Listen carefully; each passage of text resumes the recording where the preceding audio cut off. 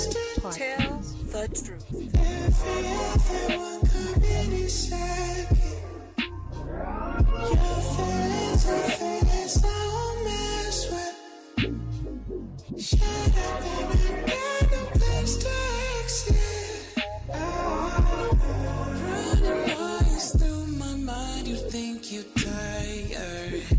Don't know why I think I'd have the chance to change my fate. You are listening to Informationmanspeaks. You know I'd have to turn up everything to find the world where you'd end up with me. Not just talking about the weekend. You would never catch me sleeping. I'm in for a season.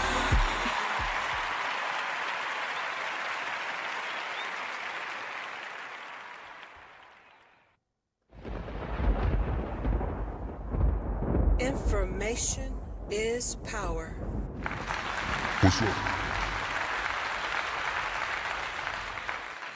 What's up, everybody? This is Info Media Reacts. Welcome to the program tonight. It's going to be an interesting night. Now, I did a video, and the video did really well in terms of views, people giving their opinions. I did the video in which Uncle Luke, or Luke, Luther Campbell, had made some statements about FBA, Foundational Black Americans, FBA. And it came off as if he was basically dishing FBA. And as I said in that previous video, all of this seemed to be because of the fact that this is election season. You have Kamala Harris, that everybody is putting a lot of black people are putting their money on that are pushing her, and a lot of folks are pushing her as black. She is Indian, Raman Indian. Her father is Jamaican and also Irish.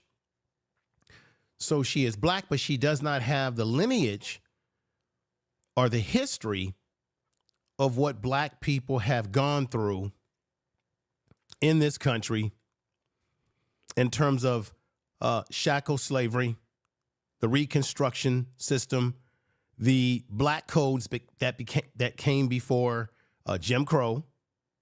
You also had sharecrop. I had a goofy person leave me a message in the comment section on the other video saying that how could sharecropping be a form of slavery? It was a form of slavery because those black people that were slaves on the same plantation where they were slaves were working the same land in which white landowners who were their slaves, were their slave master, should I say, correct myself there, would give them some seed money like on credit, and the black sharecropper could never break even. And then he ended up doing what? Owing who used to be his slave master, owing him money, owing him crops, to the point that he had to work it off for free.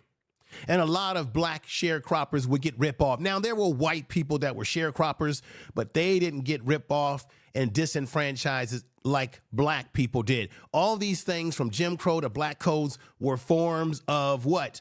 Slavery. Then you had the slave patrols where you had bounty hunters, white people that worked on the slave plantations as overseers who were also bounty hunters that would chase black people all around. All those characters that you learned about in history that wore the David Crockett hats and all that frontiersmen, those were also guys that were bounty hunting black people. Even when black people would go north, they would go up north and recaptured people. So I just wanted to lay that out because that's the history that black people, whether you be ADOS or FBA, that's the history that in our lineage that we come from, as well as building this country to where it is today.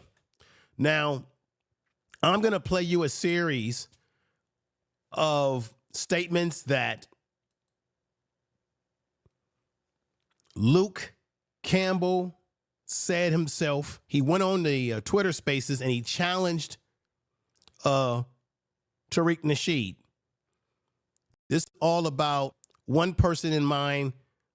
This is about this young lady right here, Kamala Harris. This is what this is really all about. The fact that Luther Campbell is supporting her and he's sort of trying to tell people that are in these various groups, ADOS or FBA, you need to be on board with her to vote for her to make sure that Trump doesn't get in. Now, I'm going to keep it real with you tonight. I do not like Trump. I don't like the Democratic Party. Both these parties work together and they play games on us. I'm going to show you evidence tonight. There's articles out there that Trump has been supporting Kamala Harris when she was the district attorney in San Francisco. He was giving her money or had given her money. So these political parties and these individuals like Trump, they play both sides of the argument. Didn't Neely Fuller Jr. tell us that white supremacy plays both sides of the argument? Why you think that Trump is truly against her because he says he calls her, he challenges her cultural identity, and he says she's terrible. But let me show you something right here. Did you know this about Trump, everybody? This is an article from NPR. Most of Donald Trump's political money went to Democrats until 5 years ago. As of 2004, Trump told CNN he was more Democrat than Republican. So why doesn't this upset the potential GOP primary? This article came out July 28th, 2015. Check out what he did. And I got the receipt on this, y'all. Here it is. This was in, I think, New York Times or LA Times. Trump donates to Kamala Harris. So for those of you, and this is what the argument was in these Twitter spaces, this whole argument over whether she's black enough, whether she is of our lineage, and the whole battle over you better vote for her, don't let Donald Trump get in office. I don't care about both these political parties, Democrats or I say the Republican clan or the Democrats, because remember, the Democrats are the party that created the Ku Klux Klan. But then what happened during the 1965 Voters' Right Act?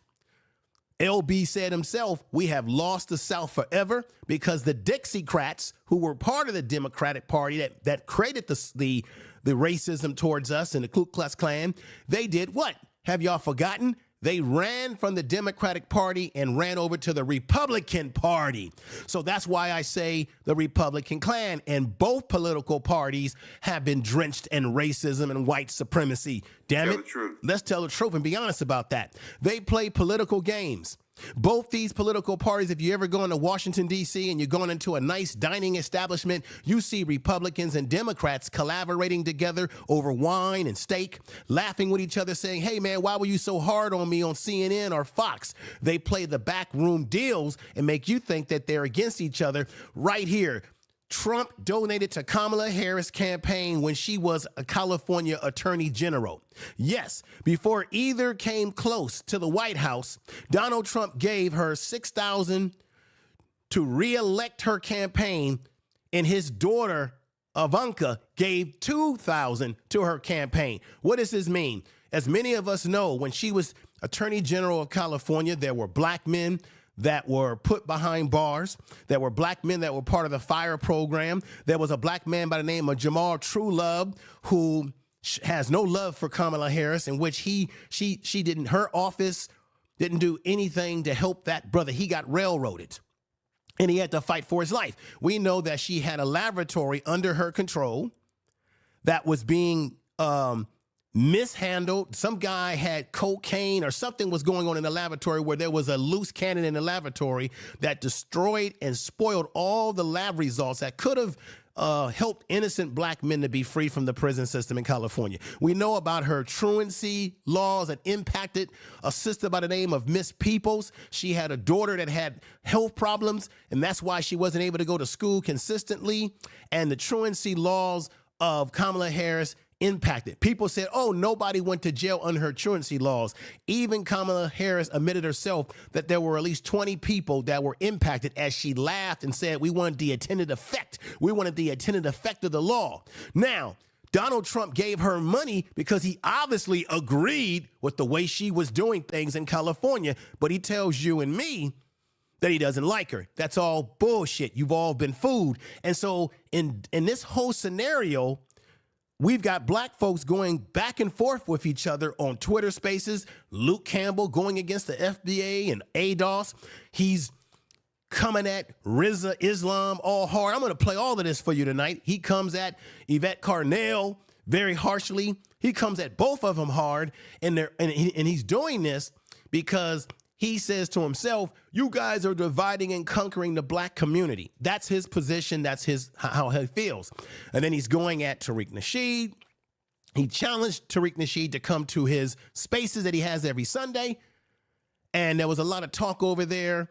At one point in time, Luke Campbell went in to talk about Tariq's family. And that's one of the rules that I play by on YouTube, okay, on the YouTube streets.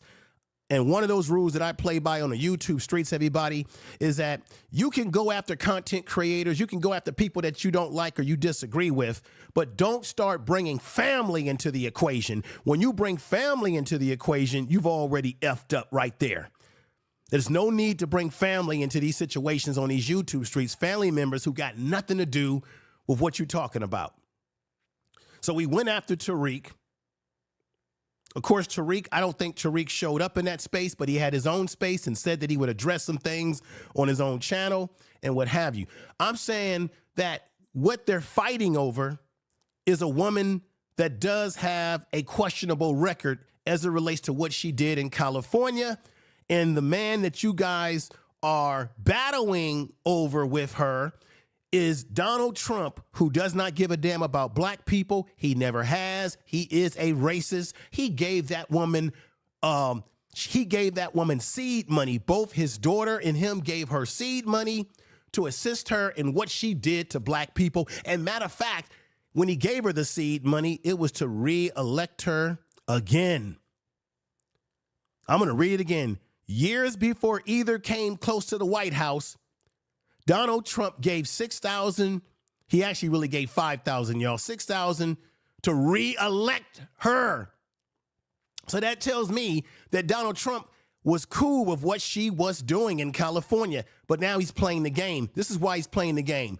This is what you have to understand, folks, that in politics, and I learned this from Joe Madison, God rest his soul, Joe Madison of Sirius XM. He passed away not too long ago. Joe Madison always said, in politics, there are no permanent friends. There are no permanent enemies. There's just permanent interests. Tell the truth. And that's it. These people are playing games, and we are being used as tools, as fools. I'm going to say this right now. I'm not getting into any Twitter space arguing with anybody over Kamala Harris or Donald Trump because they both play games on us. Donald Trump has been giving that woman money, even though he makes you think that he doesn't like Kamala Harris. And this whole issue over whether she's black or not, I'm not getting into arguments. It's very plain and simple. Mother is Indian, Raman, which is a high class in India, very exclusive class. Father is Jamaican and Irish because his father was white. I think her identity is very simple. She's not ADOS or FBA, whatever you want to call it. So at the end of the day, that's the deal. Okay? Tell the truth. Information is power. There's really nothing to go back and forth about. Another thing I want to bring up is that look, Luther Campbell was an entertainer, still an entertainer. I give him props for the work that he's doing with youth in Florida with the football program, guys that he has helped to get to the NFL, as he said, that he's made millionaires. I give him props for the things that he's doing in the community in Florida. I give him props for that. But I don't give him props for the images that he put out back when he was part of 2 Live Crew. Because as I said in the first video, he put out I think the imagery in the videos and how they exploited women and women allowed themselves to be exploited was a terrible thing, ladies and gentlemen. And so when you look at this picture you see up here, this is what they brought us. They brought us to twerking like this. They brought us to twerking, right? Like I said in my first video, where you think all this shit come from? Remember in Florida, all that booty shaking in his videos, exploiting our black women like you see on this, so that they can make, as rappers, so they can make that almighty dollar, so that they can make that money off of our backs. Let's keep it real. Tone Luke made his money off of the exploitation of women and putting out music even though they went to the Supreme Court to fight for their freedom of speech, but he put out music that actually wasn't very helpful to the black community. So as Mr. Luke Campbell wants to get on the Twitter spaces and call out these various groups and call out various people, you gotta always consider the source, y'all. You always gotta consider the source of this booty shaking. And this is what they put out. So we got a man who comes from that background, even though he's doing good with the community now, but he was putting out images that I never appreciated at all for the mighty dollar that you see this guy right here throwing up in the air, right? We gotta remember this. And another thing, why do we have individuals who are not real black leaders? Gone are the days, as I said before, of the Dr. Kings, the Malcolm X's. Why do we have people speaking for us who are not real leaders? It's a damn shame that in the 21st century, we don't have any real leaders. We just got talkers, as I said before, but we don't have any Malcolm X's. Back in the day, it was people like Malcolm X, Dr. King, Fred Hampton of Chicago, Black Panther. We know what happened to him with them dirty cops out there. We had real leadership, real black men that were for the cause, not athletes, not singers and dancers and trumpet players, as Malcolm X said. Why do we have these individuals? I got to be fair about this. Why do we have individuals like Tone or Luke Campbell, Uncle Luke, as people call him sometimes? Why are these individuals who are entertainers, who made their money off of the booty shaking, right? The whole Miami sound machine type sound or whatever the hell they had going out there. Why are these the individuals that are speaking for the black community? In the white community, in the Asian community, the Latino community and the white community, they don't have entertainers as the lead people that's talking for them that the media goes to. Let me remind you, as this damn reaction show is more than just reaction to videos, but I give you information that you can definitely stick with. Remember, my man Malcolm X said this, and I'm bringing this up because this whole argument that's going on within the Twitter spaces and this whole argument about identity is being led by individuals like Luke Campbell and individuals who are not Malcolm X's, they're not Dr. King's, they're not putting out any sacrifice for you. But here's a reminder for you. Let me drop this science on you. I just told you a little while ago, these leaders that they call leaders, this included Lena Horne, this included Dick Gregory, and this included comedians, comics, trumpet players, baseball players. Show me in the white community where a comedian is a white leader. Show me in the white community where a singer is a white leader, or a dancer or a trumpet player is a white leader. These aren't leaders. These are puppets and clowns that have been set up over the white community and over the black community by the white community and have been made celebrities and usually say exactly what they know that the white man wants to hear. Did you just hear what Malcolm X said? Did you hear what Malcolm X said? He said it very plainly. You've got entertainers that have actually been set up by the white community to tell black people how to think, how to vote, what we should be doing. What the hell is going on in the 21st century when we have entertainers that are trying to lead us, lead discussions that should be left to the real intellectuals and to real black leadership that's actually been doing this work all their damn life? Granted, Luke Campbell, granted he's doing some work in the community. Granted he's doing that work. That's great. But I'm talking about people who've been doing the work and grinding for years, not making their money off the rump shake. Okay, let's just keep it real. I just wanted to bring that up because this is what this is all about, and it's all centered around this woman right here, Kamala Harris. Okay, and then in Luke's space, he went after Yvette Carnell. I was very surprised that she even would be on a Twitter space And a lot of people were, he was coming at her. People were coming at her. I'm surprised that she would even put herself in this situation to listen to the jibble and have people going after her as she was trying to explain her position on this whole thing about lineage. And she was trying to explain what lineage is and why, when she said that people need to realize that Black Americans are special, she's absolutely right. We're special not because we're better than anybody. We're special because our history is unique. Sorry about that. Let me get some water. Our history is unique to this country. And she was not able to say what she had to say because, Luke Campbell went in on her pretty hard. Then you had Rizza Islam, who was up there. And I'm going to play all of this for you tonight. He was up there. And Luke felt like Rizza Islam was making excuses for Tariq. So as Rizza was saying, hey, if you got a problem with Tariq, why don't you just go and call the brother and squash the problems? And for the most part, Luke Campbell didn't like that. He didn't like the fact that Rizza Islam had the audacity to tell him that if he had a problem with Tariq, to just go ahead and call him. So as he went after Rizza Islam, he kept saying, man, I don't want to hear that stuff about call somebody. You're just making excuses for him. So to me, it was really sad because you had Black people, and that's Tariq up here.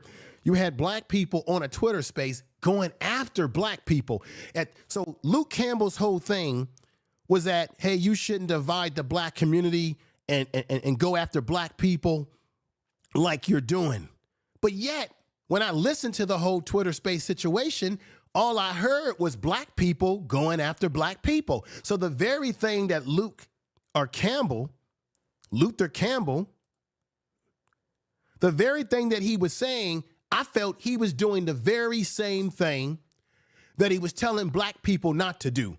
It wasn't a as Neely Fuller Jr. would say, if you don't have a constructive conversation, then don't have a conversation. He said that Black people should stay the hell away from each other when our conversations are not constructive. It was not a constructive conversation because there was yelling, there was screaming, and even when people were trying to get out their points, everybody kept filibustering or everybody kept trying to stop other people from finishing their statements. So it was not a fruitful or a productive conversation that could lead to what? To solutions. Because as much as Luke Campbell was saying, hey, we shouldn't divide ourselves by race, by lineage, or by who's Black or who's not Black, because we're all Black. His whole point is that when we get stopped by the police, right? That when we're stopped by the police, for the most part, they don't give a damn, which is true. They don't give a damn what country you come from. They don't care if you're a Black American. They don't care if you are a Jamaican American. They don't care if you are Nigerian, right? They don't care if you come from Ghana, right? They don't care if you come from South Africa, right? They don't care if you come from Kenya or any of these African flags that I've been putting up here. They don't care. All they see is your Black skin. And when they see your Black skin, they're going to treat us like we're Black. Now, that was what Luke Campbell was trying to say in that Twitter space. And in a lot of ways, he was right about that. They don't care about where you come from. If they see your Black skin, they're going to do harm to you. But the fact of the matter is, Black people that are born here in America, we have a different history, a different lineage from what they have in Haiti, Nigeria, or even Jamaica. That's really what, at one point in time, Yvette Carnell was trying to say. Whether you agree with her, follow her or not, doesn't matter. what she was saying was actually true, but because the conversation was so convoluted and everybody had their agendas, I'm sorry. Luke Campbell, your Twitter space did the same effect that you're accusing everybody else of doing, which is divide and conquer. Your Twitter space just created more division because the conversations were not effective. Now, let me go into the first conversation to start this off. Let's go right here. Oh, and let me show you this check that Donald Trump wrote to Kamala Harris. This is a copy of the check. All right. I got this from a political program called the Midas Touch. There it is. Donald Trump, September 26, 2011. He actually gave her $5,000. The check dated 9/13/11.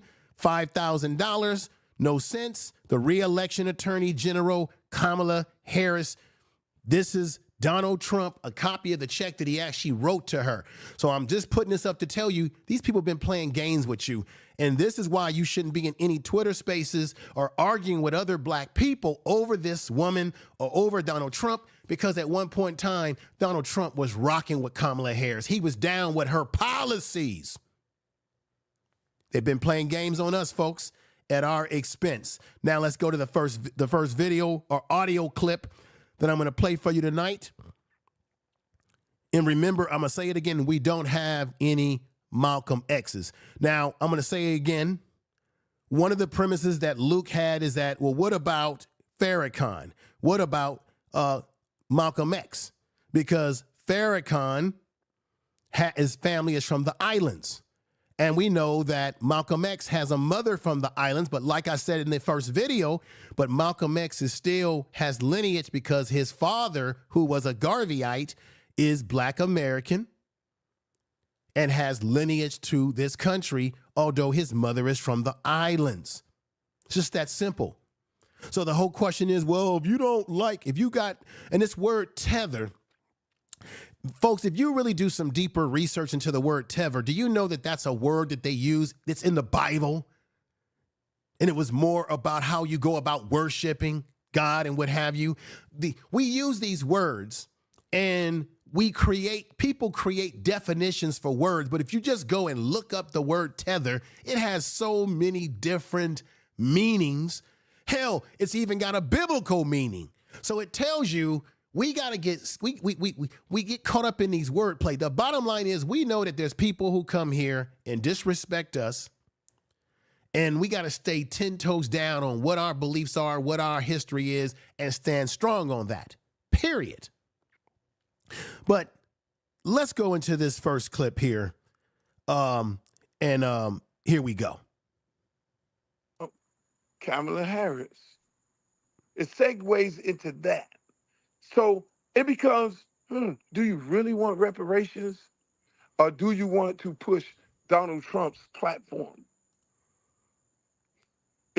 Now, I'm going to say something really clear. Donald Trump and the Republican Party are not going to give black people any reparations.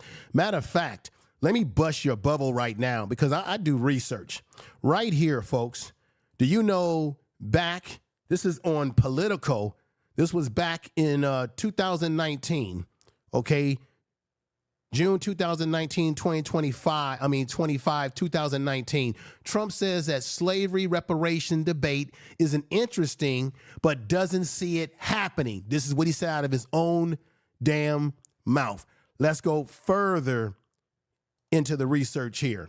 Washington President Donald Trump said in an interview on Monday that he thinks that the concept of federal government giving reparations to descendants of slavery is unusual, and interesting, but he doesn't see it happening. Now, he's the damn president of the United States at that time. If he really wanted to happen, don't you know he could push forth that in the Congress and the Republic? The damn Republicans did everything that Trump wanted, damn near. He had the Republicans wrapped around his hands. So if Trump really wanted us black folks to get reparations, he would have put pressure on the Congress, the Republican Senate, just the way he put pressure on them when he wanted them to come up with votes for him. Just the way he had that crowd of people go up there January 6th and create that riot, that insurrection. So this shows you Donald Trump isn't down with reparations because he's able to push his influence over the mega population, but he doesn't want to do it when it comes to black people. Now, he says, but it doesn't see it happening. I think it's very unusual. Why did he say that? Trump told The Hill when asked about the idea of trying to rectify the enduring effects of slavery legacy, it's been a very interesting debate. I don't see it happening. He says no. So voting for Trump ain't going to get your asses no reparations, no more than we're going to get it from the Democrats. What we have from the Democrats is a damn study that has gone nowhere. It's been stalemated. So just keep that in mind. Let's continue playing this. I say I'm full support. You tell me to come go do a rally. You tell me to meet you at some fucking place. You tell me to get on the phone and call somebody. I'm calling somebody and nobody and everybody. I ain't finna profit this because I truly believe in descendants of slaves deserve reparation.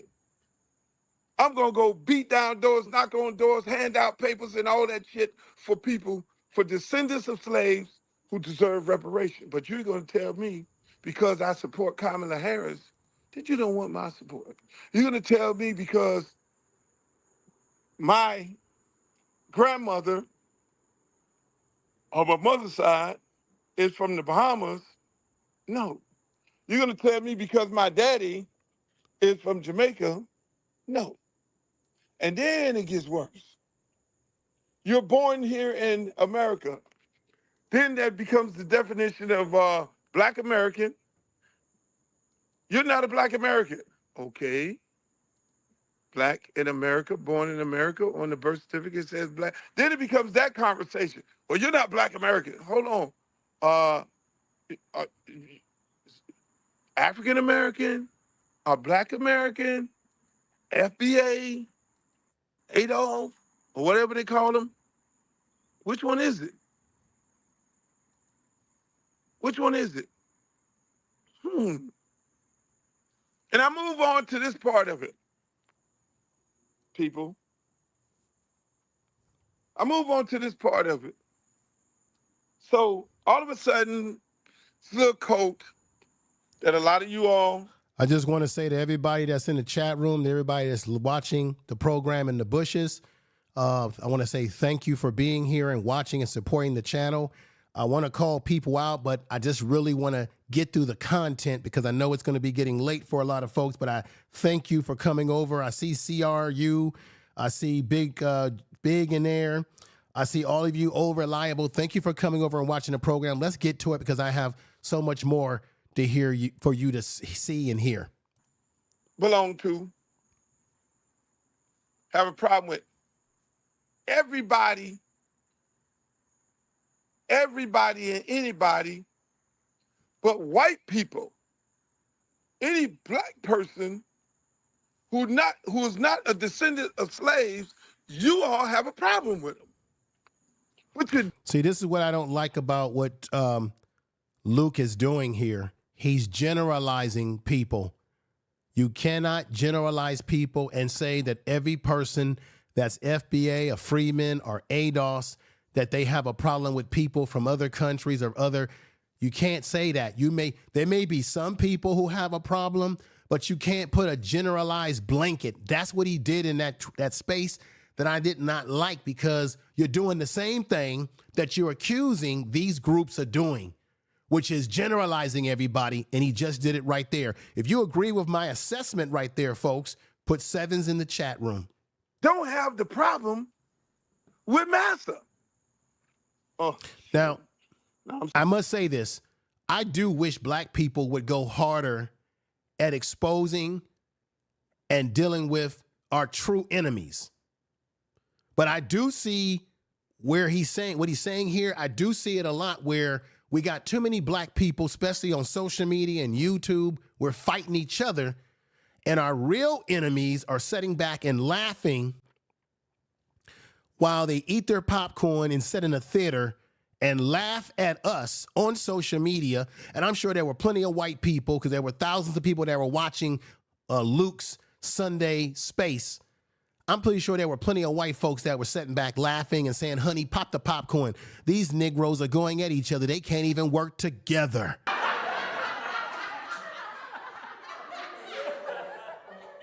It's really a damn shame. Started to cook. You don't have a problem with Massa. You don't have a problem with Donald Trump, who put 5 FBAs, black men, descendants of slaves, in jail. Got them put in jail. Now, let me stop it right there. I did this on my other video, and here is a copy, that same copy of the Twitter space situation where Tariq went after Luther Campbell. Luther Campbell. Right here, Tariq says, Luke, do you and other non-FBAs have the same smoke for the Democrats who actually prosecuted those innocent men and had them unjustly imprisoned? And then, of course, Luke Campbell says here you go, FBA. Your daddy Trump did this to the FBAs, all still staying with him. You guys are all still staying with him. You guys got to be getting paid. Now, that was something that happened between them in Twitter spaces. Let me just say this. Donald Trump was not a politician.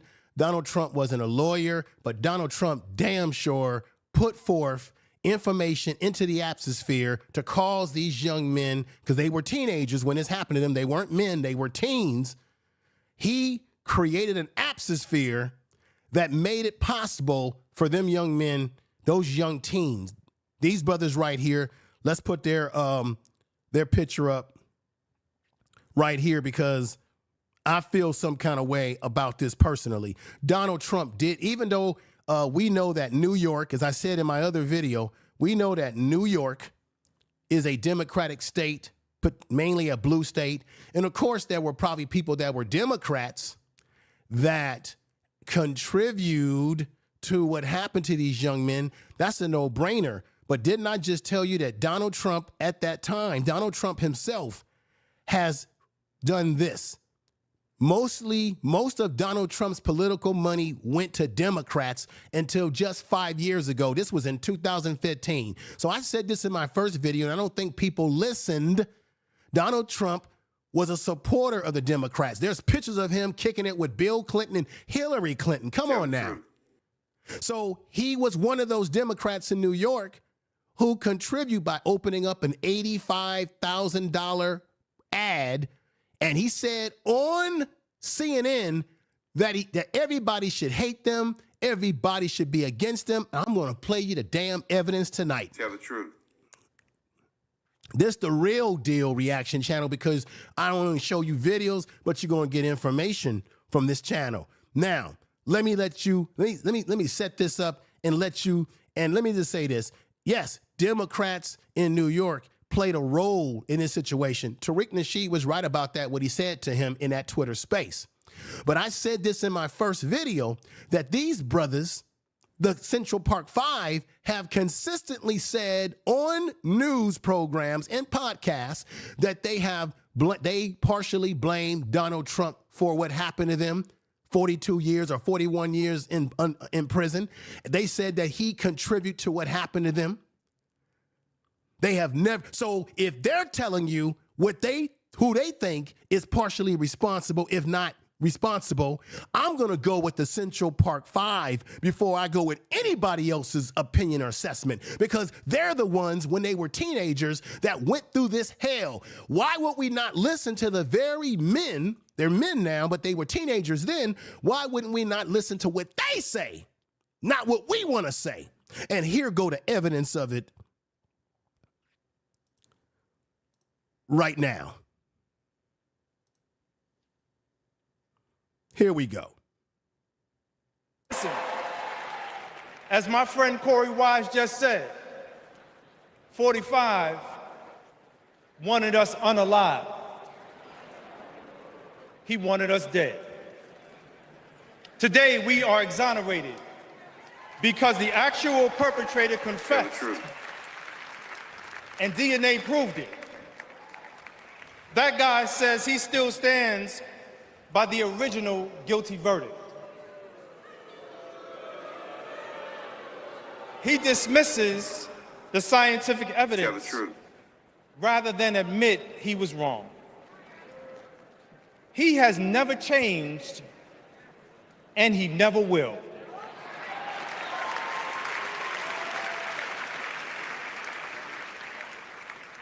That man thinks that hate is the animating force in America.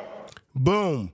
He said that Donald Trump believes that hate is the animating force in America.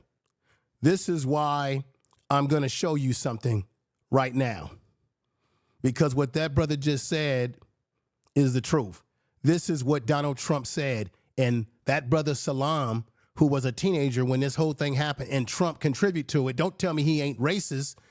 Here is the evidence of Trump saying how people should hate him.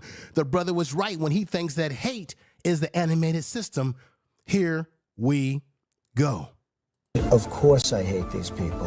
And let's all hate these people, because maybe hate is what we need if we're going to get something done.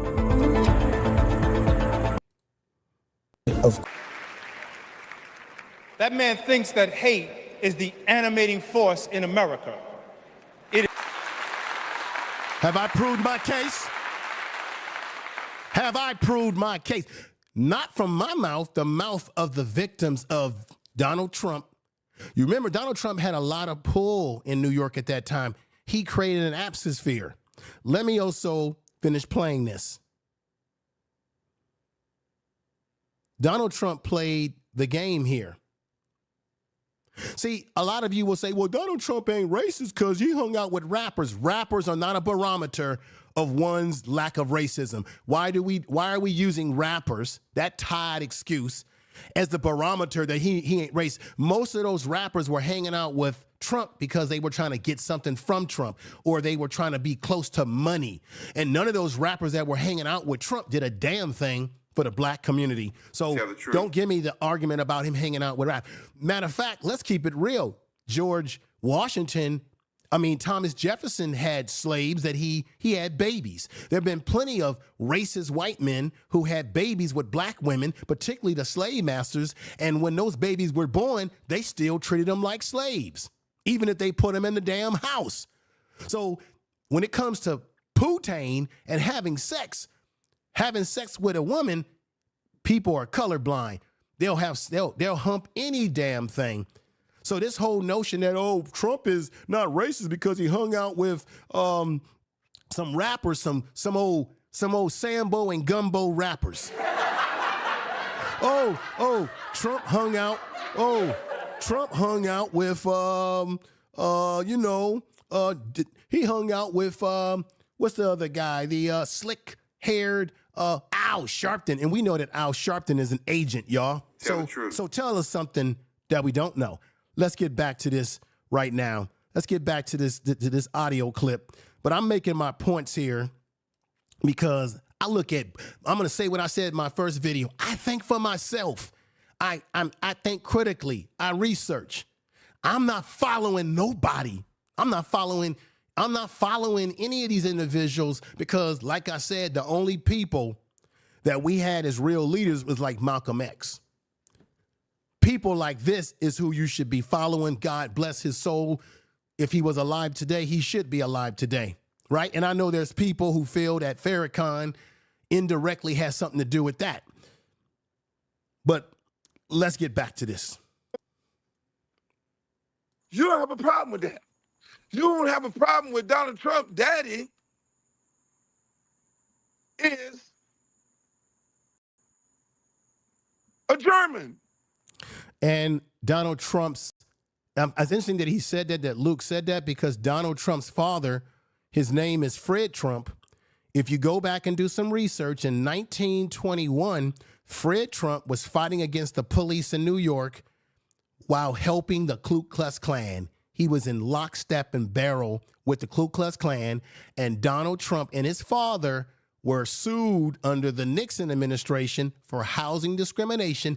They had certain codes and names to identify when it was black people wanting to live in their houses or their apartments. They were sued for it, even though they denied that they were discriminatory. They were. And y'all, and we got Negroes up here caping for Donald Trump. I ain't caping for none of these folks, Democrats or Republicans. I ain't caping for none of them, because none of them ain't worth a bag of fries. Let's get back to this. He qualifies. But you got a problem with Kamala Harris? She parading around like she black. Her daddy is Jamaican and her mama Indian. Who gives a fuck?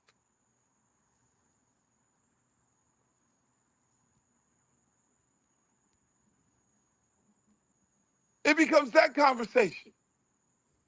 Now we segue into that. So what you'll hear tonight, it's really all about the group Steve Bannon created, these groups that Steve Bannon created years ago when Donald Trump first ran, to divide and separate the black community.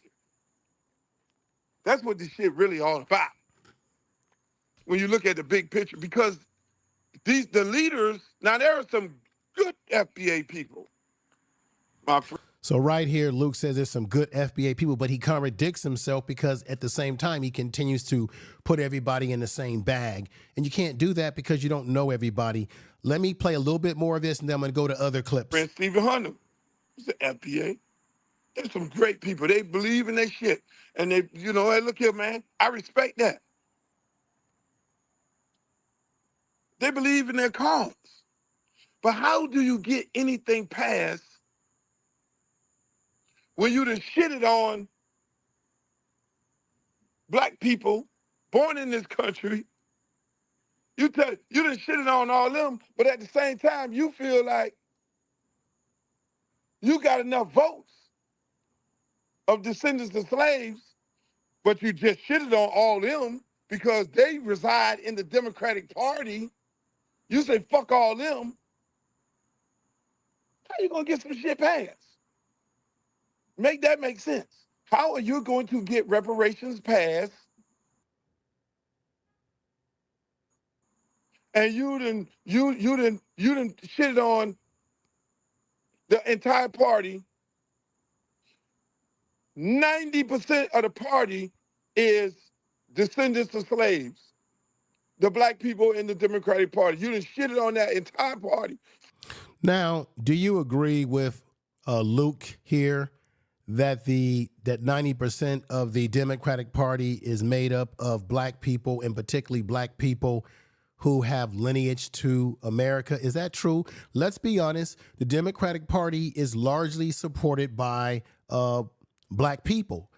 Joe Biden and Kamala Harris won the last election because black women voted 93% for Joe Biden and Kamala Harris, and even black men voted at 83%. So does Luke Campbell make a point there that if you demonize everybody, which I think he's doing some demonization as well, if you demonize everybody, are you demonizing the very people that you're going to need to fight for reparations? Now, like I said, both these political parties are not doing that for us.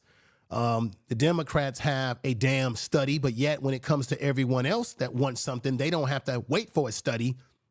We're the only people who have to wait for a study. And the Republicans ain't giving you shit. Let me show you a video of one of the guys that's high ranking within the Republican Party who is a supporter of Donald Trump.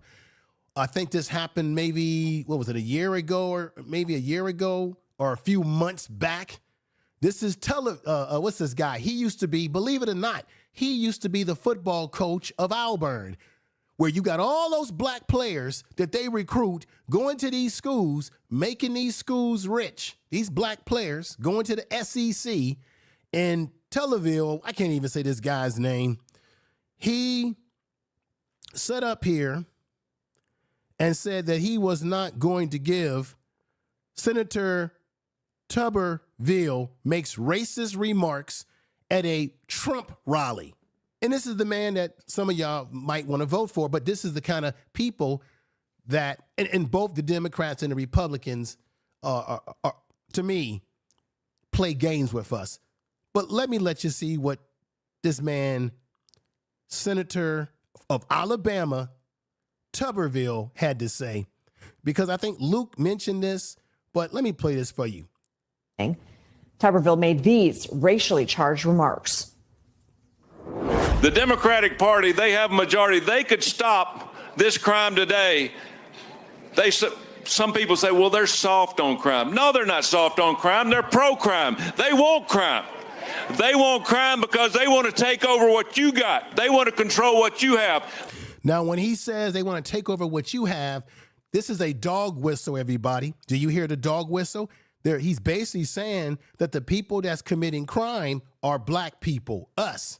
And he's saying by giving us reparation, you're taking from us, you're taking from the white folks to give to these criminal black folks. That's basically what this man is saying. And this is your Republican Party. Crime. No, they're not soft on crime. They're pro-crime. They want crime. They want crime because they want to take over what you got. They want to control what you have. They want reparation because they think the people that do the crime are owed that. Boom. When he said the people who do the crime are owed that, who you think he talking about? He talking about black folks. Put the sevens in the chat room if you hear what I'm saying here. This is your Republican Party. Both of these political parties are not for reparations for us. And the sad thing about it is the only way you're going to get reparations is through the political system. Now you say, well, why are you saying that, man? Because who in the hell controls the money? That damn money is not going to fly. I don't care how many reparations rallies you have or how often you talk about this. At the end of the day, you're not going to get any reparations if we don't put the right people in office that will do our bidding, because the only way you get reparations is that the government, the Congress, the Senate, they got to vote on it. They got to put forth a package of money. So for those of us who want checks or want whatever we want, you ain't going to get it. It ain't going to fly out of the sky. Who you think going to give it to you? It has to come through the political system. The Republicans, damn sure at this point in time, don't want to give it to us. Trump already said he doesn't see it happening. And the Democrats have basically pandered to us by giving us a stupid study that we don't need when there's enough history and black professors out there that can break it all down. So we're both being played games by both political parties, which is why we shouldn't be arguing with each other on social media, because both these political parties are playing us as for twos and fools. They are not owed that. You see, he said they're not owed that. That's what he said, that they're not owed that. That's what Tuberville said. The man that some of y'all sent black young men to play football for this dude when he was at Auburn. This is crazy. So I'm trying to find out at what point did Donald Trump and the Republican Party say that they're going to give you reparations? They're not. I could tell you one goddamn thing. Tell the truth. I could tell you one goddamn thing. They're not going to give us reparations. Let me stop this right here. Let me stop this right here, everybody. Let's go to Rizza. Because that one is extremely long. Let's go to when he was talking to Rizza. He called Rizza up. And remember, I told you Luke was sort of trying to say that Rizza was making excuses for Tariq by saying that, hey, maybe you should call Tariq instead of using these spaces to talk about Tariq. And Campbell didn't like that. He didn't take kind to Rizza telling him that at all. He didn't take kind to it. And let me let you hear this for yourself. And he went in on Rizza. Let me know if you agree or disagree. Look, once again, I'm going to say it again. I don't like seeing black people arguing with each other on any social media. And I'm going to say it again. Luke is calling everybody out, but I felt his Twitter space or his X space actually contribute to division, because in some ways it was doing the same thing that he was accusing everybody else of doing, with the yelling and the screaming and cutting people off, not letting people say what they had to say. I didn't think it was productive at all. It went against the grain in that sense in my mind. So let me let you hear it. He calls up Rizza, and let me let you hear this. No receipts. I'm moving on. Who we got next here? We got Rizza next. Come on, Rizza. Yeah. Peace. Assalamu alaikum. To everyone in the space, I've listened and I've learned. I appreciate Brother Uncle Luke for opening the space and for all of those who have made their contributions to it. I am primarily here because my leader is Minister Farrakhan. I've heard his name dropped roughly between 55 to 65 times. And the comparison between Malcolm, the minister, and Kamala as a premise to go between why we should or should not say this person can speak on behalf of Black people, I do not find to be fair, and I don't find that to be at all, I would say, logical. The question of lineage would never be brought into the picture if the work from Kamala Harris would have been the fighting for the freedom, justice, and equality of Black people. Her lineage would not be brought into question, just as Minister Farrakhan's and Malcolm X's are not brought into question overwhelmingly because their record and reputation goes into the idea of fighting for the upliftment, freedom, justice, and equality. Now, I want to say this. Do you all agree with the premise that Rizza is saying? He's saying that if Kamala Harris was actually fighting for the upliftment, the uplift, and the equal equality and the access to, power and money, access to all the things that we should have access to, that if she was fighting for the uplift of Black people, that nobody would call into question her identity because her actions would speak for themselves. And you should always judge a person by their actions more than what they say. That's in relationships, whether it be with relationships with women, men, friends, family, what have you. Do you agree with me? Put 7s in the chat room if you do. Tell the truth. That's what Rizza was saying, which I thought, to his credit, made a lot of sense. Let's continue on. Here. So I'm not going to get just as Minister Farrakhan's and Malcolm X's are not brought into question overwhelmingly because their record and reputation goes into the idea of facts. Both Farrakhan, whether you like him or not, Farrakhan has championed, maybe his family might be from the islands, but he has done things to champion things for Black people in America. And we already know what Malcolm X was trying to do. And I know everybody. I know that people have their feelings about Farrakhan as it relates to what happened to Malcolm X being taken out of here.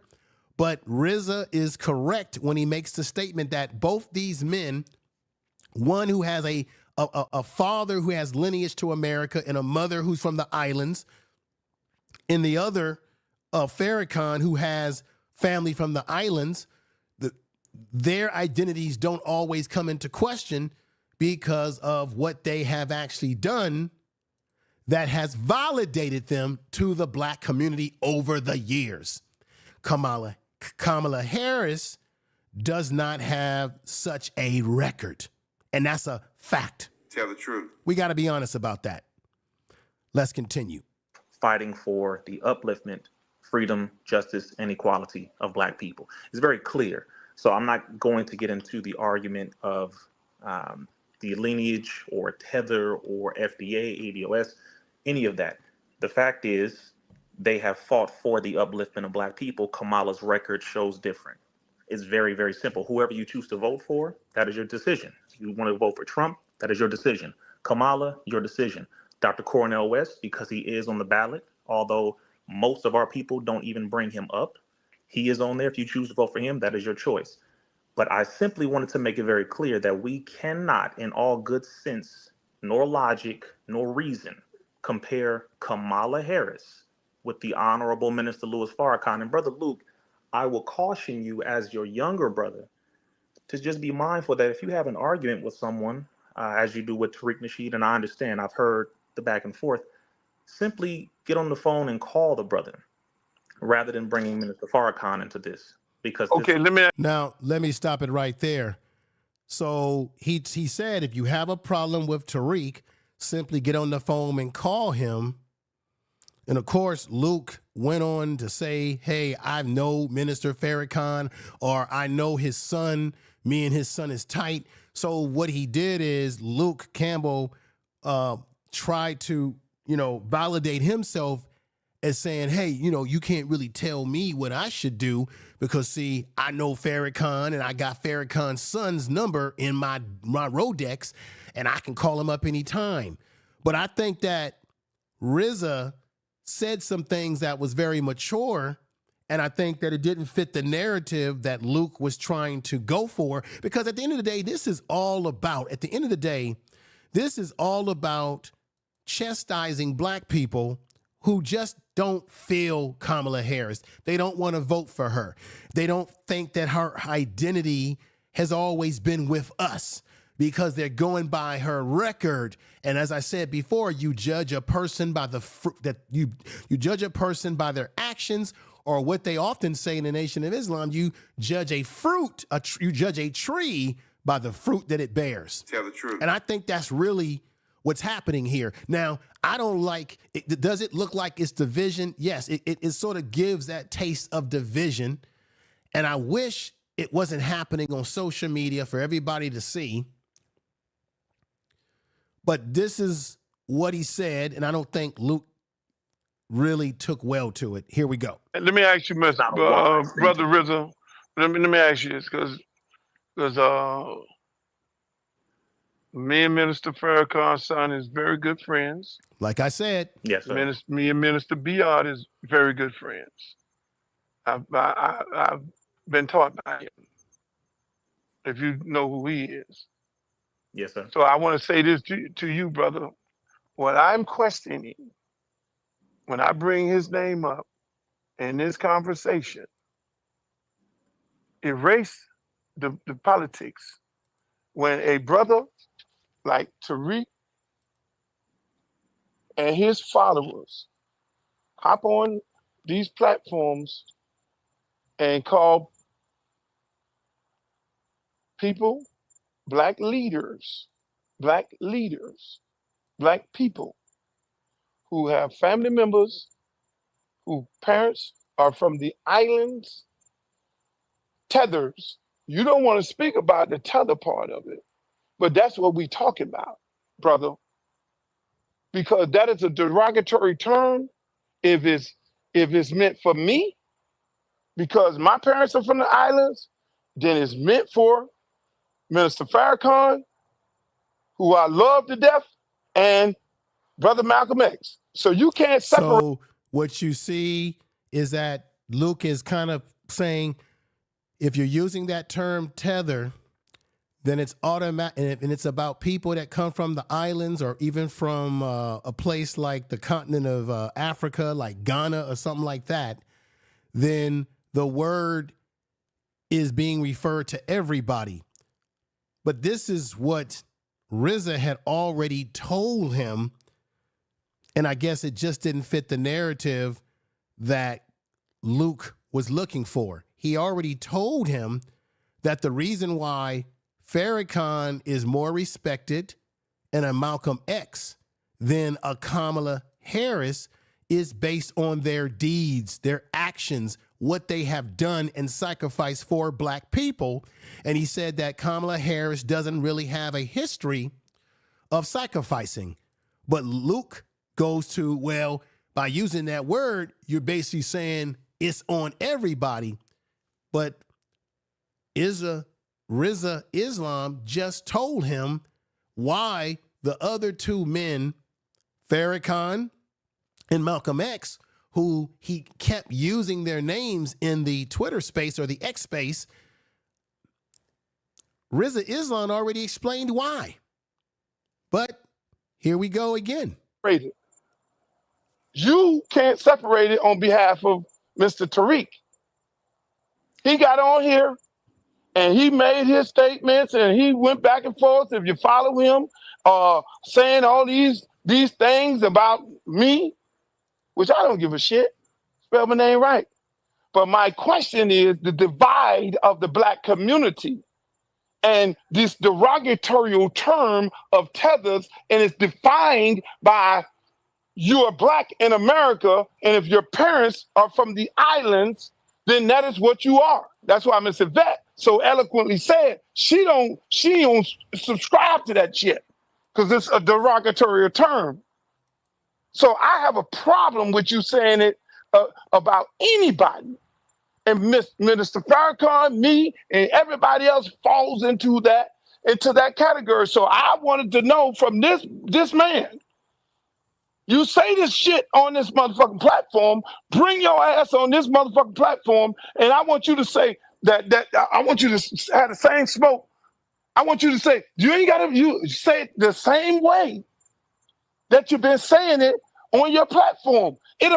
So he's talking about Tariq. When he did this space, the goal was to get Tariq Nasheed to come up to his space that he does on Sundays and to explain his position on the word tether and what FBA is all about. As you can see right here, he titled his space, Tariq Nasheed, Let's Talk.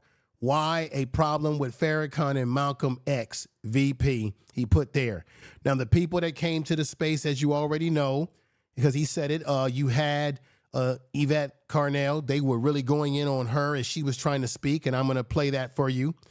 And, of course, he really wanted Tariq to come up there, and that didn't happen. It didn't happen. Another person that showed up that I think had no business on that space should not be talking about black issues because he has spent most of his career on YouTube talking about black women like a dog, talking about even black men like a dog. This is the same Negro who took his ass over to, Spencer, over there to the white supremacists, to their space, cooning for them, thinking that he was going to get his butter biscuits, and they basically kicked Tommy out of there.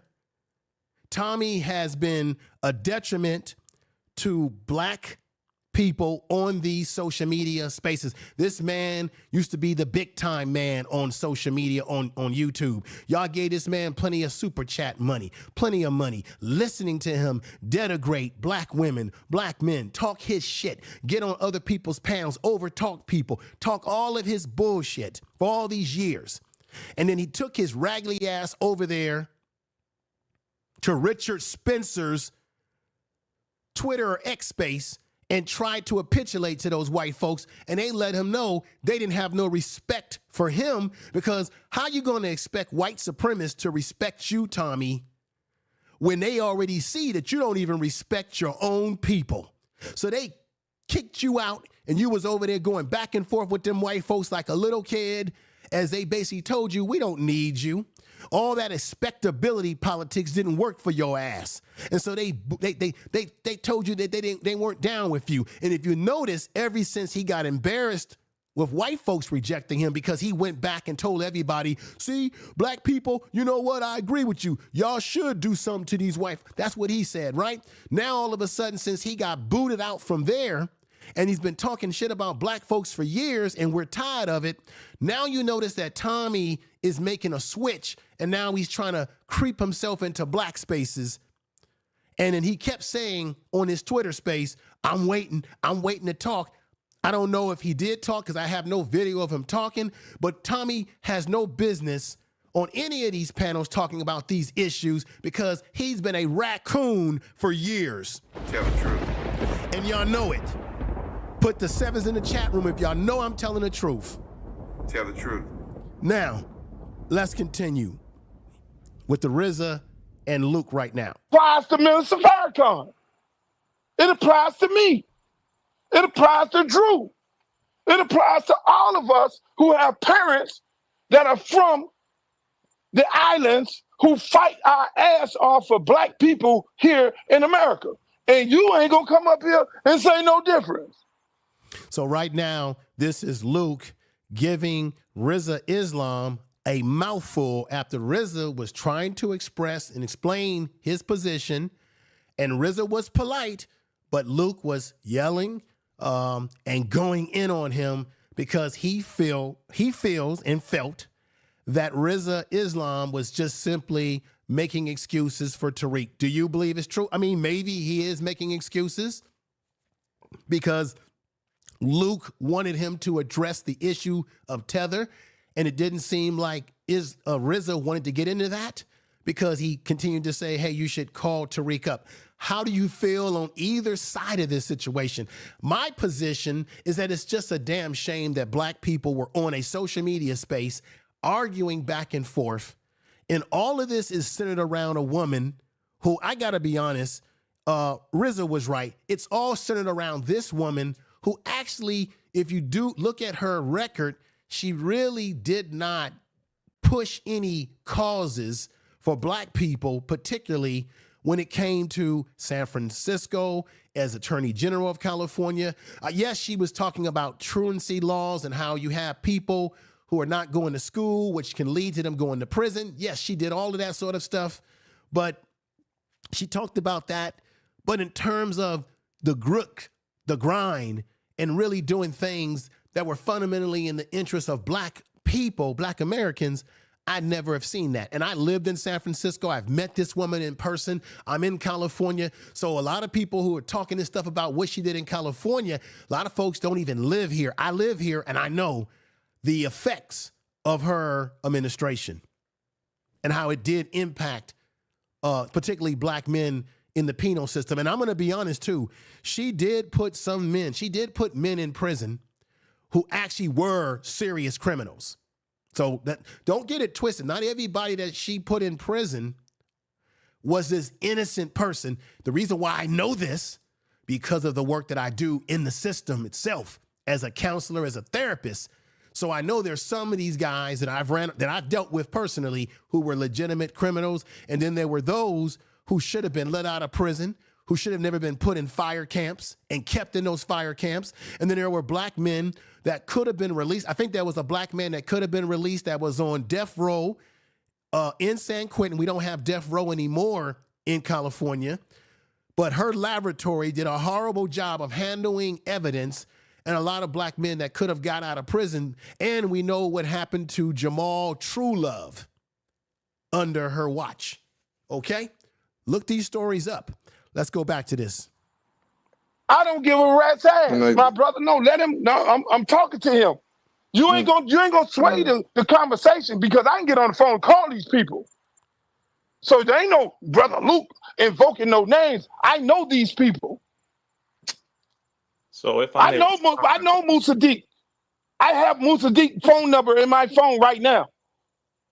You are attacking all of us. When this fuck nigga say this shit, he's attacking all of us. Who are you? So if you gonna come, if you follow this, if you talking about Tariq Nasheed. Okay, just clarifying. I didn't know this Tariq Nasheed. No, we're talking about Tariq Nasheed. Don't get it twisted. You know what you came up here to defend, brother. I follow when we talk about him. Don't get no. I follow Farrakhan. No, you don't follow no Farrakhan. So this is really polarizing right here because Rizza Islam says he doesn't follow Tariq, he follows Farrakhan. And Luke jumped out the window and said, no, you don't follow no Farrakhan. This is really interesting. Let's continue. You're attacking all of us. When this fuck nigga say this shit, he's attacking all of us. Who are you? So if you gonna come, if you follow this, talking about Tariq Nasheed. Okay, just clarifying. This Tariq Nasheed. No, we're talking about Tariq Nasheed. Don't get it twisted. You know what you came up here to defend, brother. I follow when we talk about him. Don't get no. I follow Farrakhan. No, you don't follow no Farrakhan. You saying that shit to justify what the fuck this fuck nigga be saying on here. If you say it for one person, you obviously don't know who Rizza is. If you say it for one person, see these people think you get on. I just don't think hold on. These people get on here and think that somebody don't know somebody that knows somebody that knows somebody.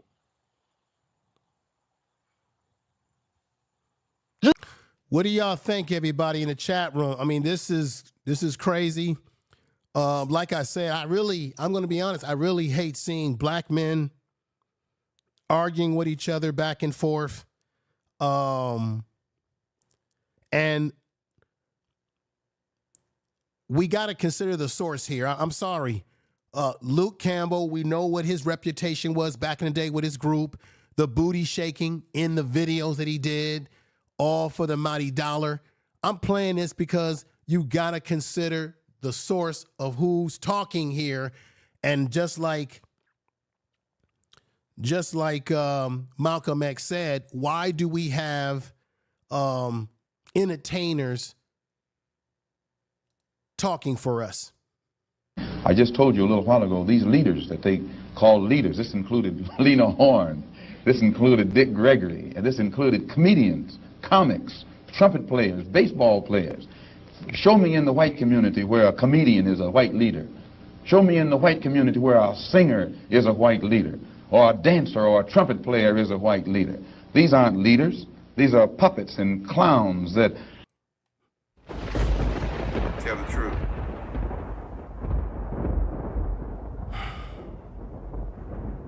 You get on here and have a conversation with me. You having a conversation with a real motherfucker now. So don't come up here and try to, don't come up here and try to. I want to thank everybody that's in the chat room right now, writing things, saying things, and those listening in the clouds. Thank you. I know I haven't shouted a lot of people out here, but I'm trying to get to this material because I don't want to I know it's late across the country. Let's continue. We're going to get through this, folks. Sliding this motherfucker. See, it's a lot of sliding around to defend Tariq. That's what it is. There's a lot of sliding around to defend him. But the bottom line, when you go... Now, is Luke correct that Rizza Islam simply was doing damage control to make excuses for Tariq? Make sure when this video is over that you put some comments in the comment section of this video and let me know what your thoughts are. Do you agree with his premise or do you disagree? Oh, and your definition of a nigger is the definition of a nigger. It is Webster. If you create a definition of a tether, then all of us fall into that category. When you make a definition of a tether, do you agree with Luke that everybody falls into it? I really don't know if that's true because Luke is generalizing here. I know that there's some people that say that the word tether represents people who immigrants that come from other countries that come to this country and they undermine Black Americans. I've heard people say that. But if you go and look up the word tether, it has so many different meanings. Hell, it's even have biblical meaning in it too. So let's continue. All of us fall into the category. And then it becomes, you get deeper into your definition of it, and you say that, oh, these people can't speak on behalf of black people and Black America. Huh? No. Huh? Because what Luke doesn't understand is that we don't want people speaking for us that are undermining us. So if you're speaking in our behalf, but it's not in our best interest. See, this is where he gets it twisted. It's not that people have a problem with people speaking. The problem is people speaking, but they're speaking to undermine us. I'll give you a perfect example. Remember, everybody, what was it, a year ago or 2 years ago when they had that reparations conference in Washington, D.C.? It was a sham. And you had Danny Glover there. He was damn near falling asleep. And you had some black conservative dude. And I think he was from, I think he was immigrant or maybe from Jamaica or somewhere. I'm not sure. He's from one of these places on the maps here that I'm playing. Maybe he was from Nigeria. I don't know. This guy is a conservative and he has a podcast on YouTube. And remember, he wasn't of our lineage. He was not of the background of someone who came from shackle slavery in this country.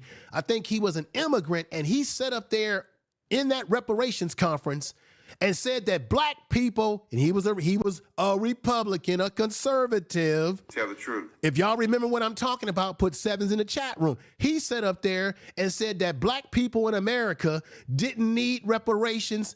It was a way of giving us a handout that would be embarrassing, that we don't need a handout and to be embarrassed. He was trying to speak for black people that would call themselves ADOS or Freemen or FBA, and he wasn't even of that lineage. That's what they're talking about, Luke.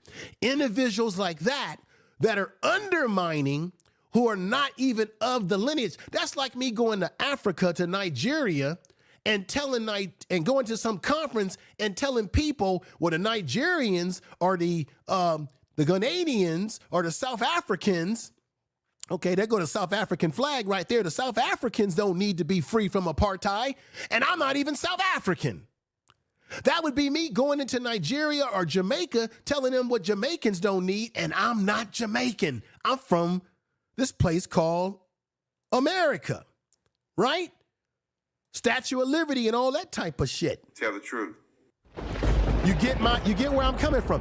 That's what, to me, Uncle Luke or Luke is not getting, and that's why I felt that space that he had was unproductive, just a bunch of yelling, non-constructive conversation that did not lead to any understanding or solutions, just more confusion.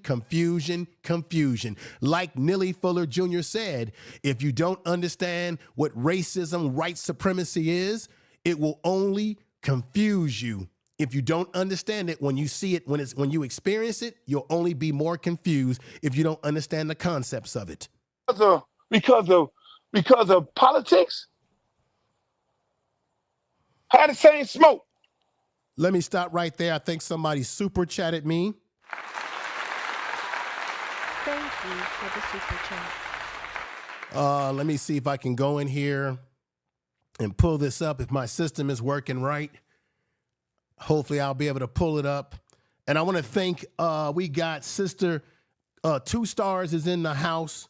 Rizza said he was there to defend the name of Farrakhan. We all heard him. Right. Thank you.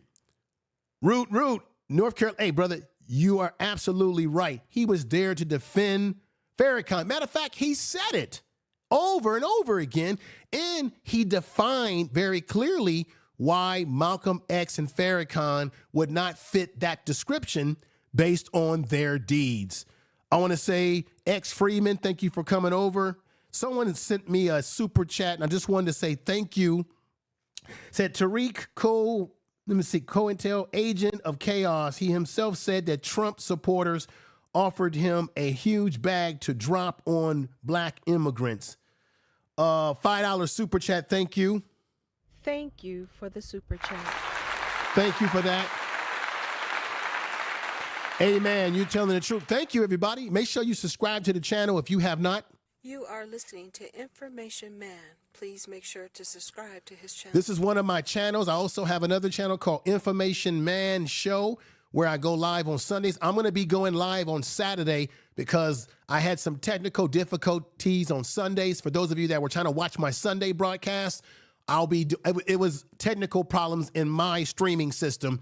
So I'll be going live to replay that video or restream that video, go live on Saturday during the early afternoon for you all. And I appreciate everybody in the chat room that's coming over. I appreciate the super chats. I don't mean to be rude to anybody. It's just so much material that I'm trying to go over tonight, and it's getting late, and I don't want to just keep you guys up all night. I want to get right to the point. I'm going to get right back to it. I appreciate you all. Tony White, CR, Michelle, everybody that's coming, JB back, Sound, Banger, Entertainment. Thank you all. I really appreciate the support that I'm getting tonight on this particular program. Here we go. They ain't gonna do that. Y'all can hear it coming out their mouth. They're not gonna do that. So don't come up here. Don't come up here with the bullshit. You could call the brother up. Now that's that shit. You know when you know how it is when a motherfucker jump out there and talk all that cash money shit, and then they want to talk tough and beat their chest. Luke, you this, Luke, you that, you this, and all that. Then you say, hey man, meet me outside. Let's have a conversation about it. And then when they punk ass don't want to meet you outside, you know what ended up happening? They had their homeboys. Man, you could call them up and y'all can have a conversation about it. But you was yapping off. You was running your fucking mouth. You was running your fucking mouth. Everybody want to have a conversation now. Call the brother up. No. You're spewing this bullshit of dividing and separating the black community. Now, I want to ask everybody, do you think that Rizza came on the space to divide the black community? Do you think that Rizza came up there to make excuses for Tariq? Or as one of the brothers in the chat room said, he was defending Farrakhan, which is why he said, no, I'm a follower of Farrakhan, not Tariq. Do you think that Luke was a little bit too harsh on the brother coming at him? Or what? What are your thoughts? When this video is over, make sure y'all leave plenty of logical comments on the video. Thank you. Let's continue with this part. And then we're going to get to when Yvette Carnell got on and that conversation got real crazy. For the sake of fucking Donald Trump. You're character assassinating this woman and y'all coming with all the fuck shit about her for the sake of this fucking racist motherfucker. Now, I agree with him. Donald Trump has a racist past that goes back from the 1970s to 2020. You do a simple Google search, you will see all the incidents. And remember, Donald Trump, and I'm going to play it. I've got to. He wants permanent. Police already have a level of immunity. They have police unions, which are the most racist unions that help to keep them out of trouble. But he wants them to get federal. Remember, Trump wants them to have federal immunity. And this is what Trump wants. That we're going to give immunity to police so they can do their job. I'm giving federal immunity to police officers so they can do their job. So that they can do this. We're going to give immunity to police so they can do their job. Right? Federal immunity to police officers. So that they can do this. So that they can do this, y'all. Watch. Watch this video real quick. Just watch it. Watch what he gonna do to the brother.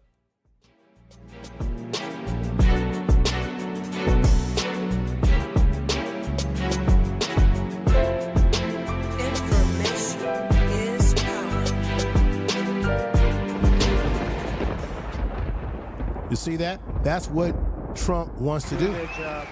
That we're going to give immunity to police so they can do their job. I'm giving federal immunity to police officers so they can do their job. Let me drop. We're going to give immunity to police so they can do their job. Let me drop this on you. Do you know that black men are shot by police 3 times more in comparison to their white counterpart when black people are unarmed? When black people are unarmed, we are killed 3 times more. This shit is real. We've already seen the news reports in the news and what happens to us. If he gives them federal immunity, that's a higher level of immunity. You can't touch them. You damn near can't touch them right now. That would make it even more harsh. And you all heard the latest news on Breonna Taylor. They're blaming, this is what we're talking about, they're blaming the boyfriend for the police shooting into the house when he had a weapon that was registered, standing his own ground in a state where you can stand your own ground. The police, he didn't know it was the police. He was defending himself, thinking that it was intruders. And they're saying because he defended himself, thinking that it was intruders, that he's the blame for what happened to Breonna Taylor. Breonna Taylor, let me say her name correct now. Breonna Taylor, may she rest in power. That's the latest news that dropped just the other day. I got to do a video on that on my other channel, The Information Man Show. Let's continue this. You got nothing to say about him. So when they all come up here with their beautiful way of speaking and all that, then you hear the Kamala hate. Now, everybody, let's go to this one now. So here it comes. Yvette Carnell, he went in on her as she was trying to explain some things, and I just didn't feel like it, once again, was a productive conversation because so many people were trying to cut her off. It was crazy. Let's go ahead and hear where this whole thing went with Yvette Carnell. Whether you like her or not, or agree with her, or you're not a supporter of ADOS, or any of these things, it doesn't matter. The fact is that it was a very unproductive conversation that led to just a bunch of back and forth. I'm going to be honest, I didn't think they really allowed her to explain herself. Too many people were cutting her off. There was a woman on there that was trying to go back and forth with her. Sometimes she said some things that they misinterpreted, but they went in on her just like they did Rizza Islam. I don't know if you agree or disagree with it, or you agreed with her or disagreed with her, or Luke. Make sure you make comments about this in the comment section of this video. But let's go right ahead and let you hear this. Here we go. Oh, I'm sorry. It's on me. Well, I wanted to answer your co-host question. Your co-host asked a good question. We're almost near the conclusion. Asked a good question about how do you go from Pan-Africanist to FBA to calling people tethers or whatever. There's a history to that. Now, she's going to break the history down of how at one point in time, Tariq Nasheed was a supporter of the ADOS movement. That's a fact. If you go into the timeline, I have seen these timelines. Matter of fact, I even got a clip. There's a video clip where Tariq was actually pushing the ADOS movement. He wasn't pushing FBA. See, this is something that we got to come to Jesus on and be honest about. Tariq Nasheed was a supporter of the hashtag ADOS. He was pushing that before he was pushing the FBA term. That's a fact. So anybody that says she's a liar, it's not true. She's got the receipts. I've got receipts on this. I've got video clips of this where he said that, and it's in the timeline. It is a fact. Everybody knows this. Something happened where there was a fallout between Tariq and Yvette Carnell. There was some type of fallout between her and him and Tone Talk. And remember, he was making the puppets and he was doing the whole, videos about them and all these sort of things like that. And something went awry. Let's continue to hear what she's saying. That a lot of people don't know. ADOS, American Descendants of Slavery, came first. That's true. And if you go back in Tariq's timeline, you'll see him tweeting ADOS, ADOS, ADOS. And then he decided to adopt Claude Anderson's language of FBA so that he could have something that was his and that he owned and that he could make money off of. So that's where that comes from. In terms of money off of it? Yes, to make money off of. In terms of the usage of the word tether, we don't use that because we feel it's derogatory. We do, however, feel that Kamala Harris is not us and we are not her. Okay? Now, but that's pretty Drew, common sense, I though. don't want to take you down, Drew. Let her talk. Please don't cut her off. Don't cut no guests off. Please. Now, while Luke is saying don't cut her off, there still was some cutting off. Please, I'm trying to be patient. Go ahead, Miss Yvette. I'm sorry. No, but I have no problem with the questions. But I just wanted to make sure that everybody understood the origin story. It's all out there. It's still on the timeline. It's still in my shows. It's still the history is still, a lot of it is still on Tariq's timeline, how he transitioned from Pan-Africanist to ADOS to then FBA. So Miss Yvette, you finish? I don't want to cut you off. No, go right ahead. I'm finished. I want to ask you a question, Miss Yvette. Sure, go ahead. So if Kamala Harris is not black enough, then why is Malcolm and Minister Farrakhan black enough? Are they not black enough? Can Minister Farrakhan speak on behalf of black people? Minister Farrakhan. I'm sorry. Go ahead. Well, Minister Farrakhan can do whatever he likes. What we're saying is that we do not share a lineage. Now you can come over here the same way we have. Listen, when Amadou Diallo, every black immigrant, Botham Jean has gotten killed or murdered by police, we tend to show up for y'all. We don't say, hey, we're not going to show up for that person because they're a black immigrant. Now, Yvette Carnell is speaking facts. There are a lot of black people. I've done videos on my channel, on the Information Man Show channel, where you had someone who was taken out of here by the police, and you've had black people that have went out there and protests. We've made videos on YouTube about them. Even it didn't matter if they were black American.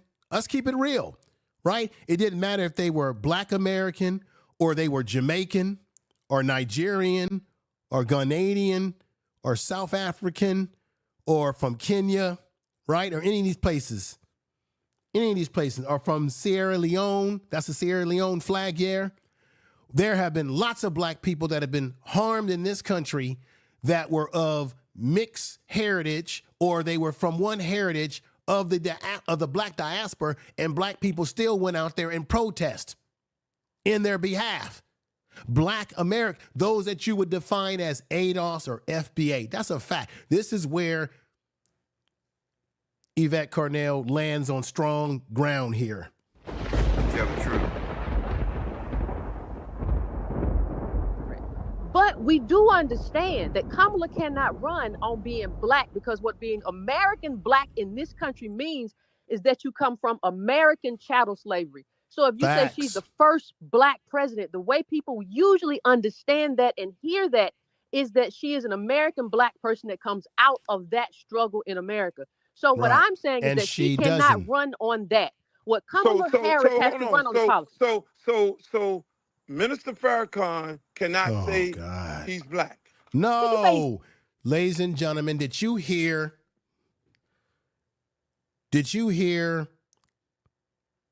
Yvette Carnell say that Minister Farrakhan,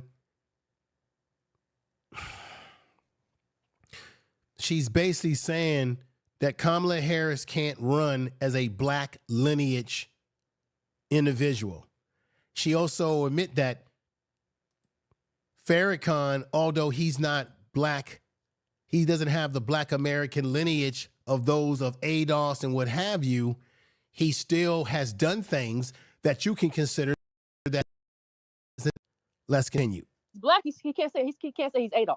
He can say he's black all day, but the context. The whole premise here is that Yvette Carnell is more focused on lineage.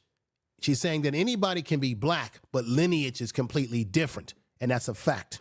Tell the truth. You would have had Minister Farrakhan does say he's black. You do know that. And he does say... She's not saying that. She just said, see, she just said that he can be black. She's not denying that the man is...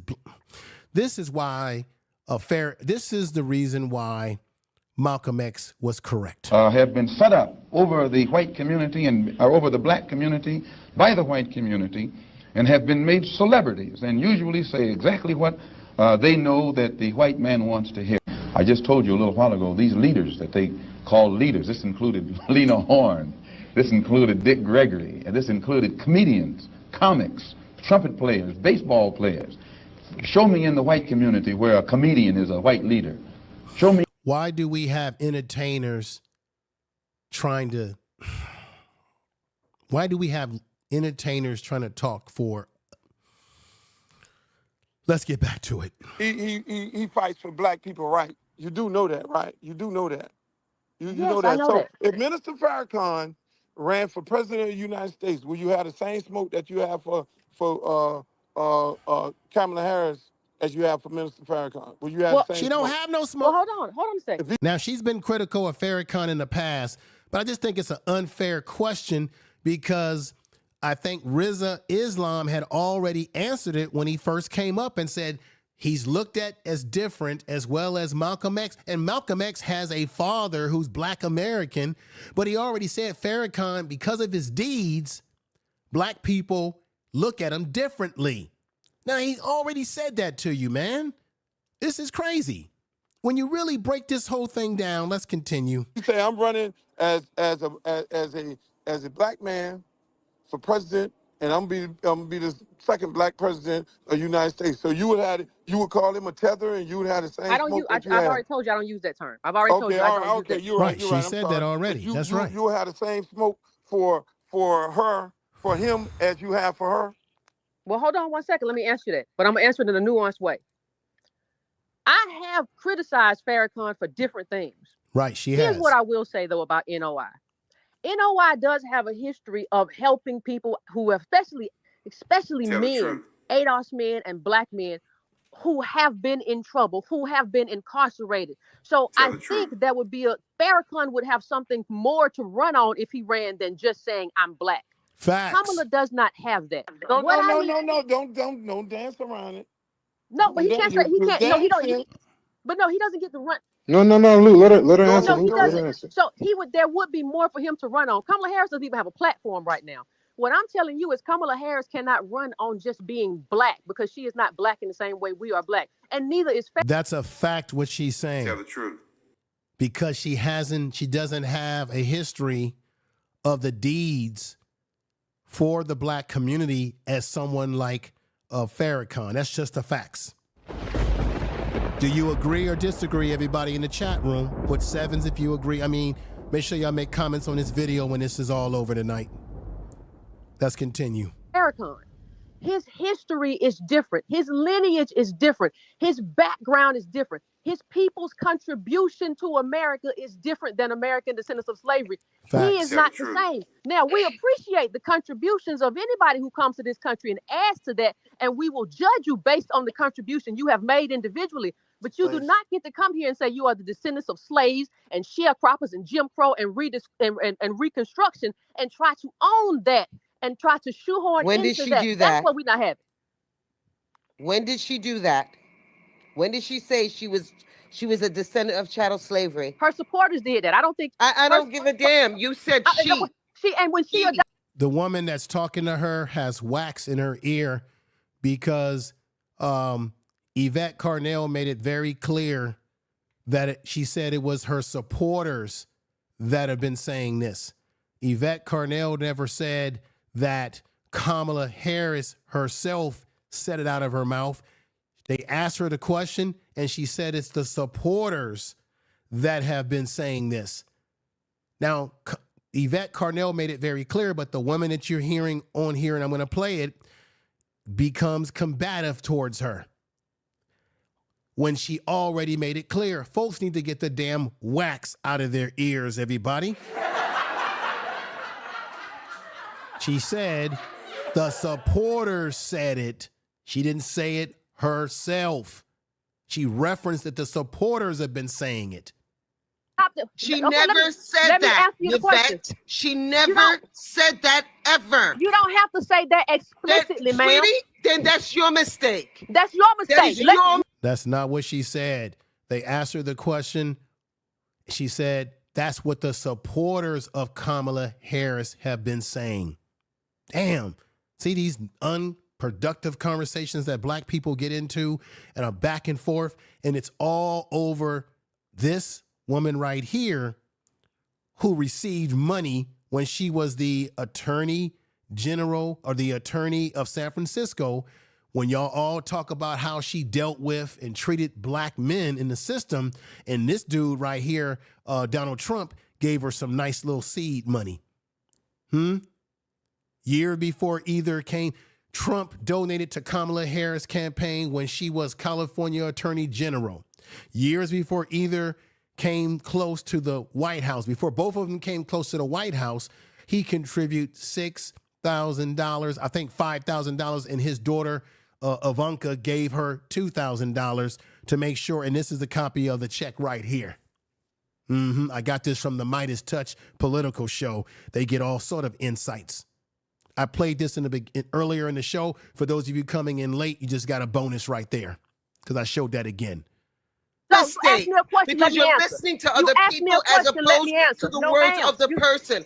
I am always going to let you speak, but don't lie here and say I'm not lying. that Kamala Harris ma'am. Don't accuse me of anything. Don't be damning me. See how unproductive it becomes? She was speaking calmly, Yvette, and this woman cut in and accused Yvette of something that she did not actually say. She said the supporters. You see the nonsense here? No, I can do whatever I want to do. I didn't call you. Okay, listen. When you're yelling at each other, we can't hear either one of you. And Let's move this up. Let's move Go this up. off mute. That the young lady said Minister Farrakhan and Malcolm X can speak on behalf of black people. I thought I heard that. Maybe I might be wrong, but I let her come back and say it again. But that's the trick bag where they're trying to wiggle their way out. That's why the commander and leader ain't coming up here. But I like this lady. She's something else.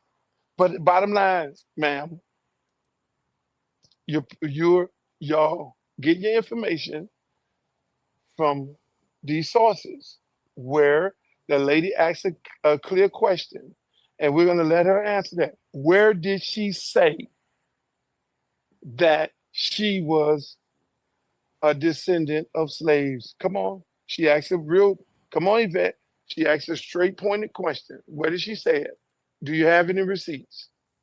I already answered this question. Let me say this too, because this. Okay. I must be missing because my son was ordering something on the phone. Okay. So can you say it again? Where did she say that? I want to have a nuanced conversation with y'all. Let's do that. Okay, let's do that. But wait, before wait, Yvette. See how people keep cutting in unproductive. First, Luke said that he didn't want anybody to cut her off, right? Y'all heard that in the beginning when she came on. But then everybody keeps cutting her off, interrupting. See, this is the oldest trick in the game. When somebody is cooking and they're telling the truth about something and you don't want that truth to get out, Tell the truth. the best thing you can do is to interrupt the person, cut them off, stalemate them, filibuster on them, right? And to get them off of their square and to get them off of their flow. And Yvette Carnell was flowing, speaking well, and then they cut in and say, well, when did she say that? And she clearly said it came from her supporters. And then they turned it into this mismatch of back and forth argument between the two. And then it caused Yvette to start arguing back. And that's exactly what you do to people. That's an old trick when you're trying to stop a person's argument that's based in some truth, and you don't like what they're saying, so now you want to filibuster them. That nuanced. Wait, Yvette, before you have that nuanced conversation. Okay, here we go. Please answer the question. Did Kamala Harris, Vice President of the United States, ever say that she was a descendant of slaves? Once you answer that question, you can get as... She already answered the question, but y'all got too much damn wax in your ear.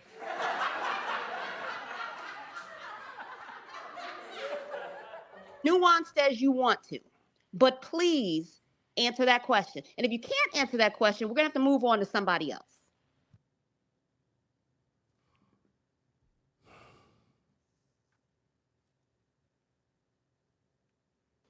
I think that's unfair because she said that she never said it. Her supporters did. Right. So I don't think that's right. No, come on, Miss Yvette. It's a double mute. So, sorry, Miss Yvette. It's a double mute, but I want to hear, because I didn't hear it before. She just... Has Kamala Harris ever said she was a descendant of slaves? No. This is my third time saying that. Well, this is the first time that I've heard you, so that's why I asked you again. If you didn't have wax in your ear, ma'am, if you had just been calm, instead of getting emotional, you would have heard her the first time. But see, this is bullshit. She did hear her the first time. She just didn't like what Yvette Carnell had to say because it didn't fit the narrative that they want, which is, at the end of the day, and I said this before, they're mad at certain black people who are not supporters of Kamala Harris. This is all about trying to bully pulpit on black people to say, y'all need to get with the program and vote for who we tell you to vote for. Y'all hating on Kamala Harris, so we gonna now bully you. We gonna get you in our space and try to bully you into voting for this woman. You're not gonna make any black person vote for Kamala Harris if they don't believe in her, if they don't support her and support her policies or believe in this woman. You're not. Last time I checked, black people are not a monolith. We don't all think alike. We have black conservatives, black independents, black Democrats. Hell, we even got black people that are communists. We got black people who don't even believe in the voting system. We got all types of black people, rich, poor, and in between. Let's continue. And so now if you want to get thank you everybody in the nuanced, chat you can room. go ahead and get nuanced. I just wanted to make it clear that Kamala Harris never claimed to be a descendant of slaves. Okay. I hope it's clear to everyone. But here's the thing. I want you all to go up. What is Kamala Harris's song that she's using right now? What is the song? What is her song, her campaign stomp song? It's Freedom by Beyonce. I want you to go and look up what that song means. See, Kamala Harris doesn't have to say. There are certain things that you don't even need to say. You suggest those things. You suggest that you're... See, at this point in time, they're going to get mad at her for saying what she's saying, but I understand what Yvette Carnell is saying. She's saying there's something called, they're going to say that she's giving conspiracy, but there's something called subliminal messaging. See, this is why you shouldn't have rappers and entertainers trying to act like they're leaders, because everybody should know that there's subliminal messaging in music. Luke should know this himself, being someone that was in the music industry. There are suggestions that can be in music. Music can represent certain history, certain messages that you're trying to give off. So what Yvette Carnell is saying, by her playing that Freedom song, it's giving off that message that is linked. And she said, if you really know what that song is about, it's a song that's sort of linked in a way, in a nuanced way, because that's why she said, let's have a nuanced conversation. It's sort of that sort of link to black people that were in shackle slavery in this country we call America. I think that's really what she's trying to say, that she's playing a song that speaks more to black Americans of that lineage than speaks to the lineage and background of Kamala Harris. Now, you may not like that. Luke didn't like that statement that she made. Maybe it is conspiracy theory, what Yvette Carnell is saying, but I think I'm picking up on what she was really trying to say. There's a subliminalness. And these remember, political campaigns is to get me and you to vote for them. So they'll do whatever they got to do to pander to the black community. So don't tell me that you don't have people in Kamala Harris' campaign that's telling her, hey, play this song, say this. You know damn well when these politicians, because they lied, cheat, and do all sorts of things, these politicians, when they speak to certain crowds of people, they're gonna play music and do things that appeal. Don't tell me when Kamala Harris had Meg Thee Stallion dancing and twerking that they didn't pick her to sort of appeal to black people. I give you an example. Remember they had Get Your Butts to the Pose, Get Your Booty to the Pose, where they had black strippers in Atlanta, real strippers that were trying to appeal to black men, to get black men to vote for Joe Biden. Remember that? Remember you had Saucy, whatever his damn name is, a rapper. I think he's part of the LGBTQ community. He said, no vote. You're not gonna get no coochie if you don't vote. Remember that? Saucy, Sasa, whatever his name is. What was that? That was the Democrats marketing low vibrations towards black people, particularly towards men, to get black men to do what? Vote. So don't tell me that Yvette Carnell is not hitting on some truth about the music that Kamala Harris is using, because the campaign is doing everything to get us to vote for them. And what they'll do is they'll pander to us with music, with celebrities, with rappers. Why the hell you think the Democratic Party had people like Little John coming out rapping and people like that? Because they're trying to appeal to black people, black men, because they think that we're just that dumb. So the folks in this Twitter space and Luke, they don't really get it. It's way over their head. To me, Yvette Carnell is just a little bit too intellectual for these entertainers like Luke, because he just doesn't get it. He just goes straight to the most simple thing to say, oh, this is conspiracy theory. No, man, you got to be a deeper critical thinker. I just gave y'all some straight up examples of what I'm talking about to reinforce what Yvette is talking about as well. Check this out. Listen to this.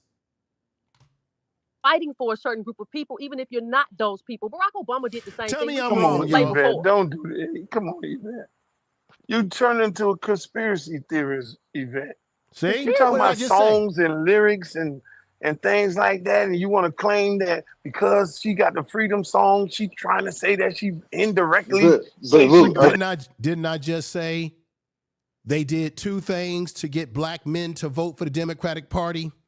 They had Get Your Booty to the Pose, where they used strippers and they were playing music, hip hop music.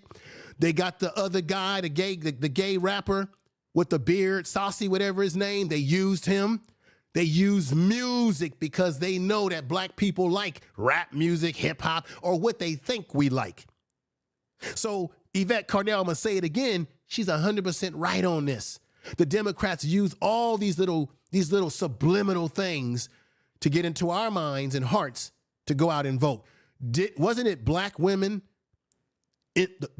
well-known, prominent black women who put out a video begging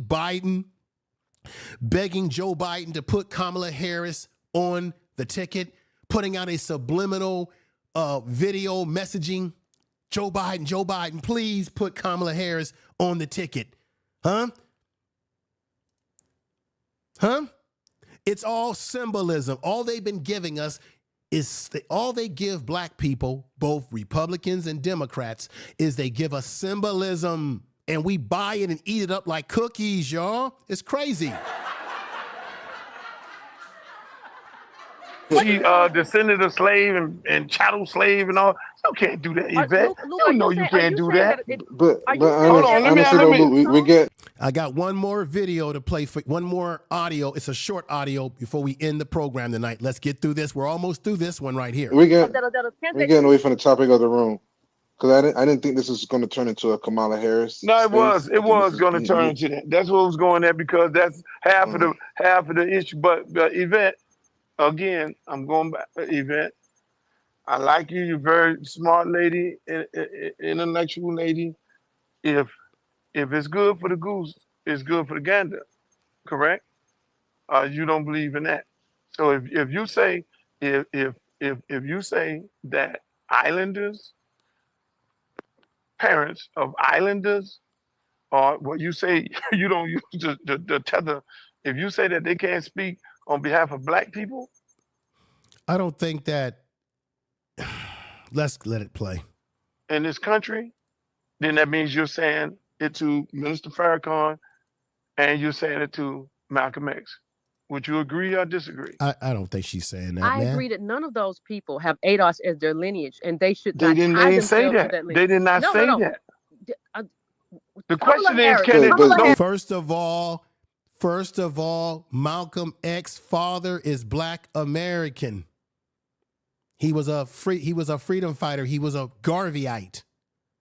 So his mother is from the islands. His father, born here in America, apple pie and all, and flag. And remember the racist white men in his town, because he was I think he was a religious man, an activist. They took Malcolm X's father's life because he comes from the lineage. So Malcolm X, I don't know why Luke keeps throwing Malcolm X's name in this, because it shows that Luke Campbell doesn't know Malcolm X's lineage history. He knows that Malcolm X's mother is from the islands, but he's failing to realize that he also has a father that's linked to here. But let's continue. The question is, can the problem that we're having, and I'm trying to have the problem that we're having is you got you guys side coming with these conspiracy theories as if they're saying that they deserve reparation in the songs and that these folks, you're putting words in these folks' mouth. These folks never said that they were descendants of slaves. They never said any of those things. But because that was my only issue. But because they're saying that I'm born here, I'm black here, and I'm a black American. You guys are saying that you can't say that. They didn't say I'm a descendant of slaves. Well, because you use a black woman song, that means you trying to cape like you're a descendant of slaves. That's what y'all coming up with in your own mind. Malcolm X is ADOS, first of all, because by our criteria, you only have to have one parent. So I don't know what they're saying. Come on now. Go to the website. No, you come on. No. Your leader, Tariq Nasheed, ain't not your leader. I lead Tariq. Let me say something. You see what Luke is doing? He's trying to put words in her mouth that she never said. He's even saying, oh, your leader. This is what was crazy about this. Luke Campbell thought that Yvette Carnell subscribed to FBA when she is ADOS, and she was right. The ADOS moniker came before FBA. Her and Tone Talk actually got the reparations movement back on its feet again. I'm gonna be honest about that. Okay, they're the ones that got this thing talked about in the news and out there in the beginning. Her and Tone Talk when they were pushing the ADOS movement. But Luke Campbell hasn't done his homework because he keeps acquainting her with Tariq, saying your leader Tariq. Your leader is Tariq. She don't get along with Tariq. Her and Tariq and Tone Talk had a back and forth some years ago. You all know about it. So that shows you how ignorant Luke Campbell is to the issues of what's going on in social media and what's going on within these movements and the dynamics and the rivalries and all the issues that people have. He is acquainting her, and this is crazy. Tariq doesn't lead me. He stole from us. We don't steal from him. I don't need anything from that man. Okay, I got that. Now we getting somewhere. So you're Adolf. You're not FBA, correct? No, FBA came later. The man doesn't even know who he's talking to. This whole time he's coming at her because he thinks that she's FBA or that's the group that she's a part of when she's not.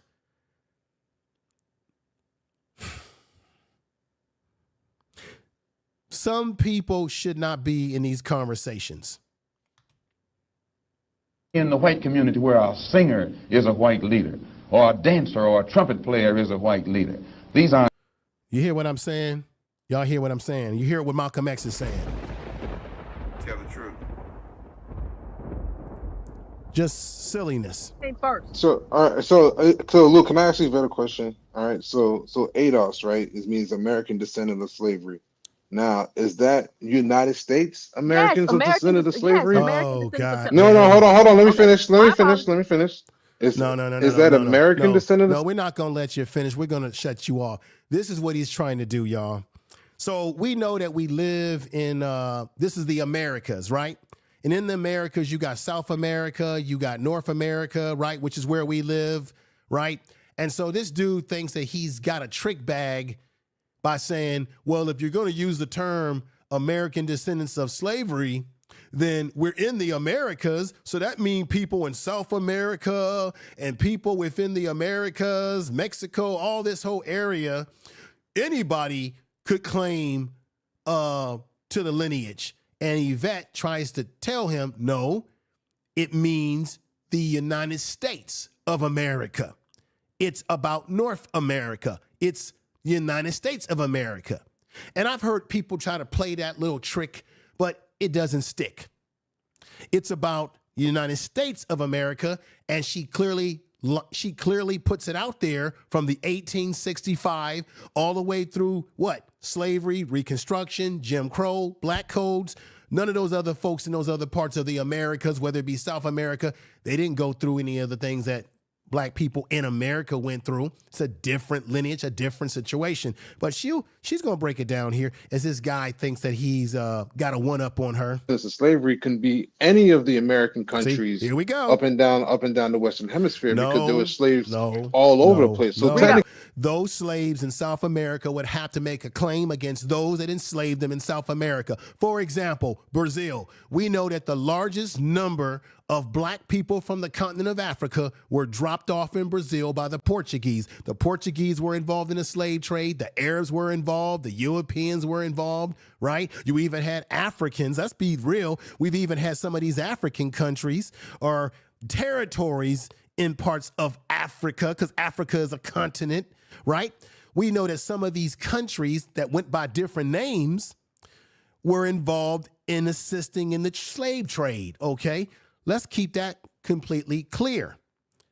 Now, let's continue. I can call myself United States. Hold on. Let me finish. Because technically, I can call myself an American descendant of slavery because my family comes from descendant of slaves in Jamaica. No, Jamaica is not a part of United States of America. That's what it is. You see how people want to play around with that? No. This guy is goofy. Answer. Let her define what's an Adolf. Can you do that? Go ahead. American I know you asked a great question. American descendants of slavery in the United States of America. Thank you. 1819, Reconstruction, Civil War, that. Reconstruction, Civil War, Black Codes, Jim Crow, the Civil Rights Movement, Dr. King, and the whole nine. Fool. Tell the truth. So we don't need to. We have a specific definition, and it relates to this country, the United States of America. Okay, Miss. So no, that's good right there. Let's leave it right there. Miss Yvette. Miss Yvette. I thank you all for being here tonight. I'm going back to the topic of the room. So you said Malcolm X, because we're getting somewhere through all this. You said because based on your group, not Mr. Tariq, your group, if you have one parent, who is Adolf? If you have one parent that's from a descendant of slaves, and if you have one parent that's from the islands, that makes you what? That makes you Adolf, right? Yes, it makes you. It makes you in terms of our reparations platform. You can get reparations. You have one parent. That's okay. Okay. That's fine. I'm okay with that. So now let's move on to Minister Farrakhan, who has no parents that are descendants of slaves. So and he speaks on behalf of Black people. He loves Black music. He even plays jazz music. He plays it himself. Okay.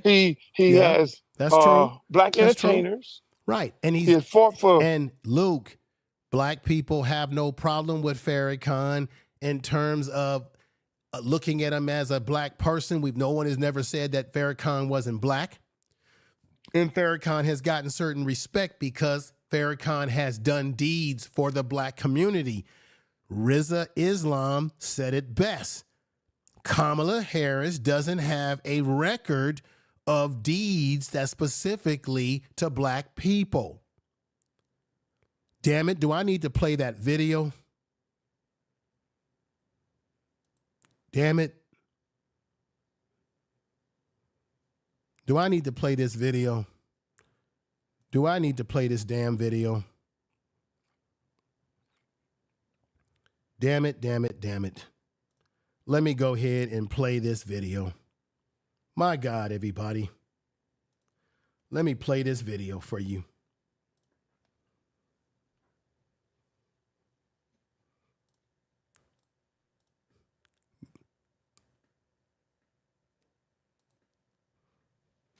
I'm going to play this video and let y'all hear what we're talking about. I want to play this and listen, everybody. Do you support reparations for Black people? Well, listen, again, we had over 200 years of slavery. We had Jim Crow for almost a century. We had legalized discrimination and segregation, and now we have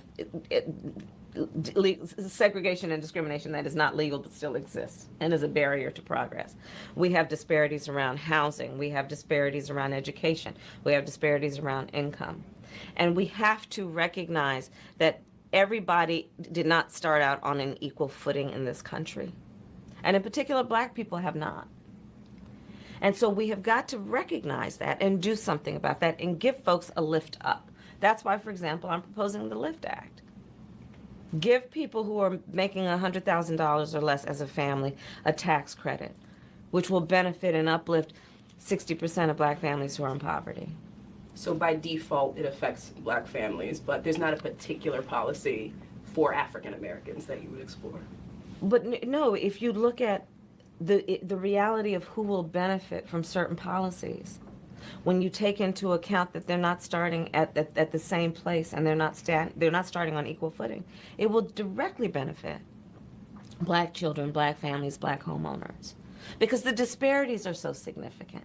So if we focus on the specific issues that have resulted in the greatest disparities, and we understand that that's part of why we're doing it. Listen, the reality also is this: any policy that will benefit Black people will benefit all of society. Let's be clear about that. Let's really be clear about that. So I'm not gonna sit here and say I'm gonna do something that's only gonna benefit Black people. No, because whatever benefits that Black family will benefit that community and society as a whole and the country, right? Right, you hear it? She said that some years ago, saying that she would not, when asked a question about reparations, she said she was not going to do something just for Black people, and she kept giving us what we normally get is trickle-down politics. What is trickle-down politics? Just what she said. If we put out a policy that's going to help other people, it'll trickle down to Black people. You notice when you ask these politicians directly what they're going to do for Black people, their buzzwords are people of color. We're not people of color. Marginalized people. That's just another way to get around and away from telling us what they're going to do directly for us. That is an example of things that Black people have noticed over the years, which is why some Black people don't care for Kamala Harris. That's what Luke Campbell in his booty shaking music don't understand.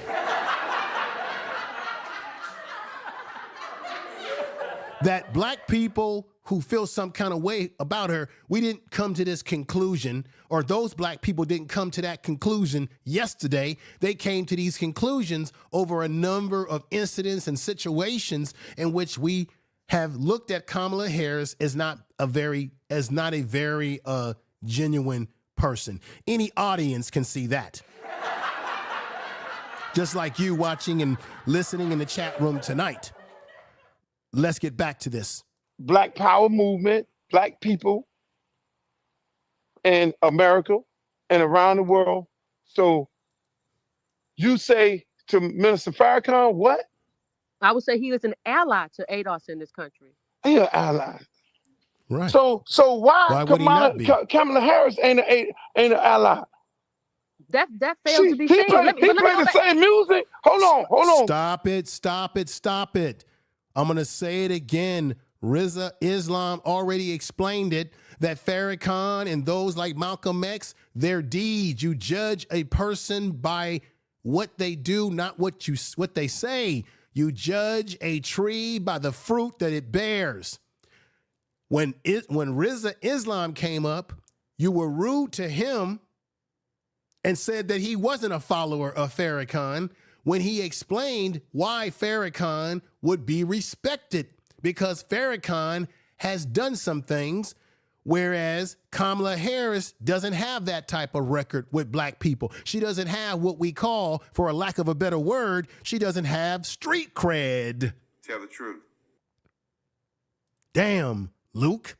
But look, he plays the same music. He loves Beyonce. This ain't about music and Beyonce, man. You see the low-hanging fruit statements that he's making? Well, you know, Farrakhan plays the same music. Ain't nobody talking about Farrakhan like Kamala Harris. And the last time I checked, Farrakhan ain't running for president. Farrakhan is not running around. Let's get to it, y'all. Let's get to it.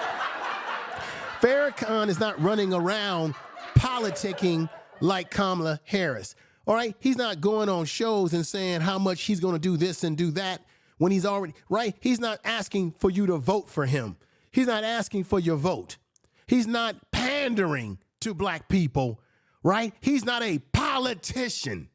So why would you compare Kamala Harris and Farrakhan as if they're the same when there's no comparison, ladies and gentlemen? Put those sevens in the chat room, y'all. Thank you. Thank you. Thank you very much.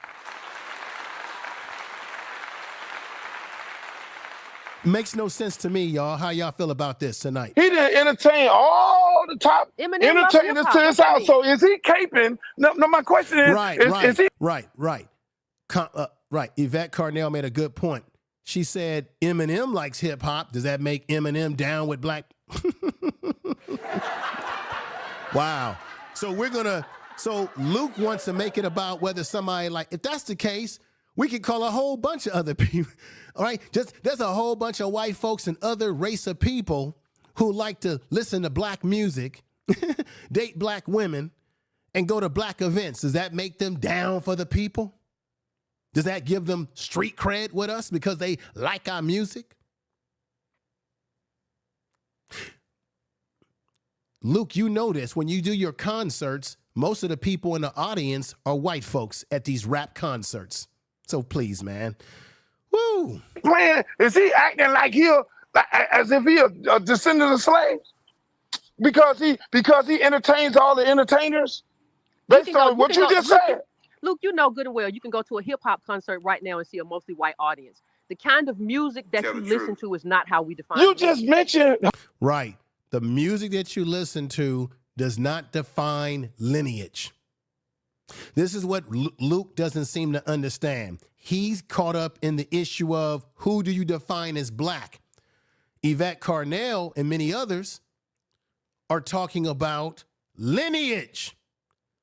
And whether you like Tariq or not, or FBA, Tariq Nasheed is talking the same thing amongst the people that run with him, lineage. It's not about whether a person is black.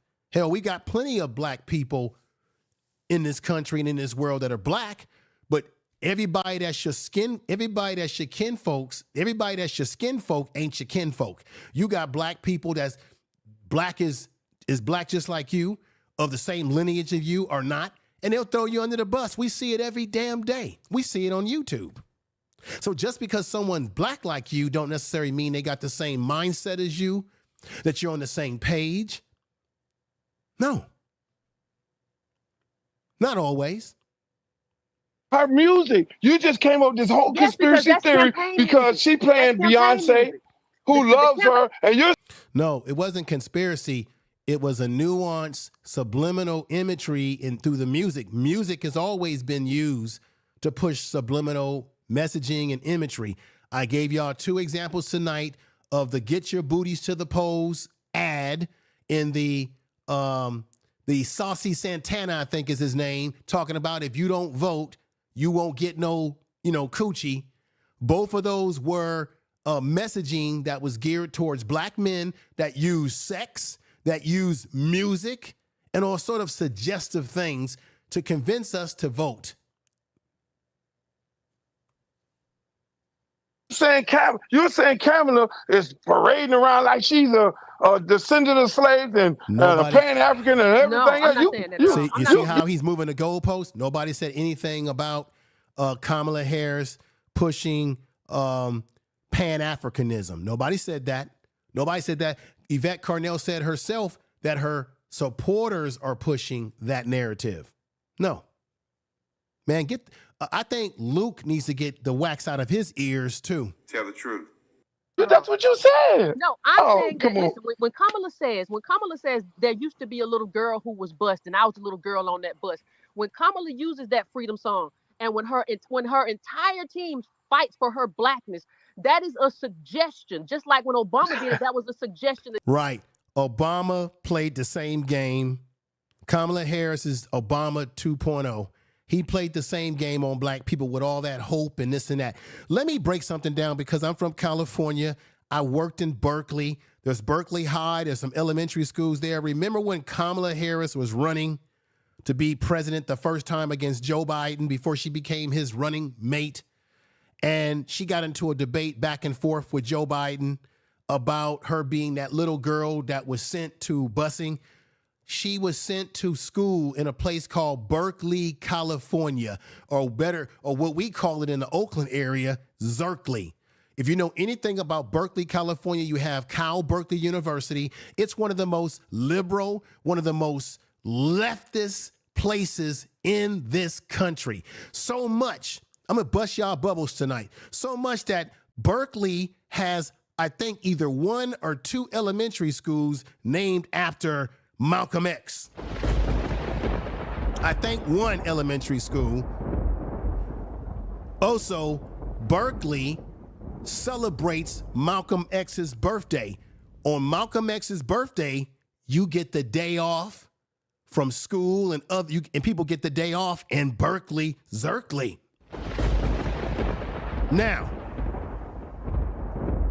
when Kamala Harris was bused to Berkeley, Berkeley was already a place where you have different races of people, black, white, Asians, Latinos. So the school that she got bused to was already a school that was integrated with many people of many races because Berkeley as a community was already an integrated community when she was bused there.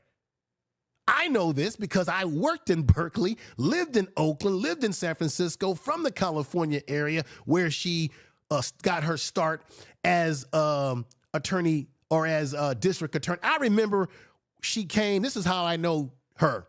I know Willie Brown. She came to my organization for us to support her to become the attorney general, or not attorney general, the AD, the DA, not AD, the DA of San Francisco. I met her when she was a much younger woman running for DA, trying to get our endorsement and saying how she wanted to reform the juvenile system at that time.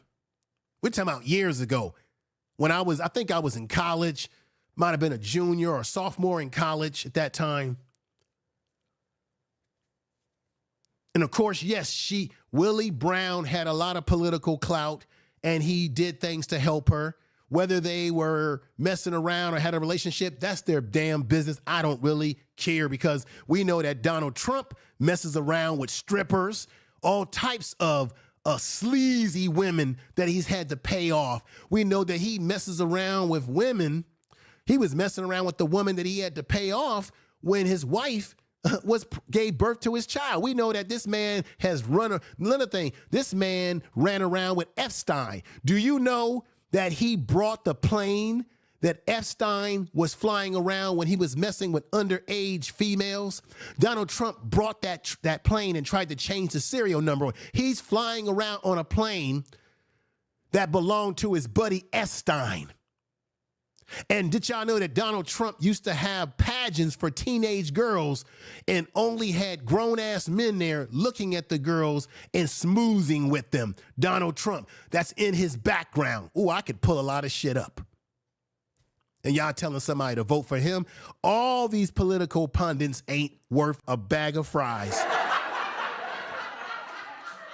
We're almost finished. So Minister Farrakhan has never suggested that he's black. He is not blackness in the terms of American black. Have y'all ever attacked him? Listen, hold on a second. Farrakhan is black. He just doesn't have the lineage of someone that's ADOS or FBA. That's all. Nobody has taken his black card away from him, and nobody has ever said that Farrakhan hasn't done anything to benefit the black community. Now, let's be honest. He is a member of the Nation of Islam, and that is a group amongst themselves. So, of course, they're going to do things for their group. But he has also done things for the upliftment of black people in this country. Let's continue. I'm not really trying to gatekeep blackness. But I'm going to say this, but nobody and absolutely nobody is like, Malcolm X. Nobody can hold his jockstrap. Nobody.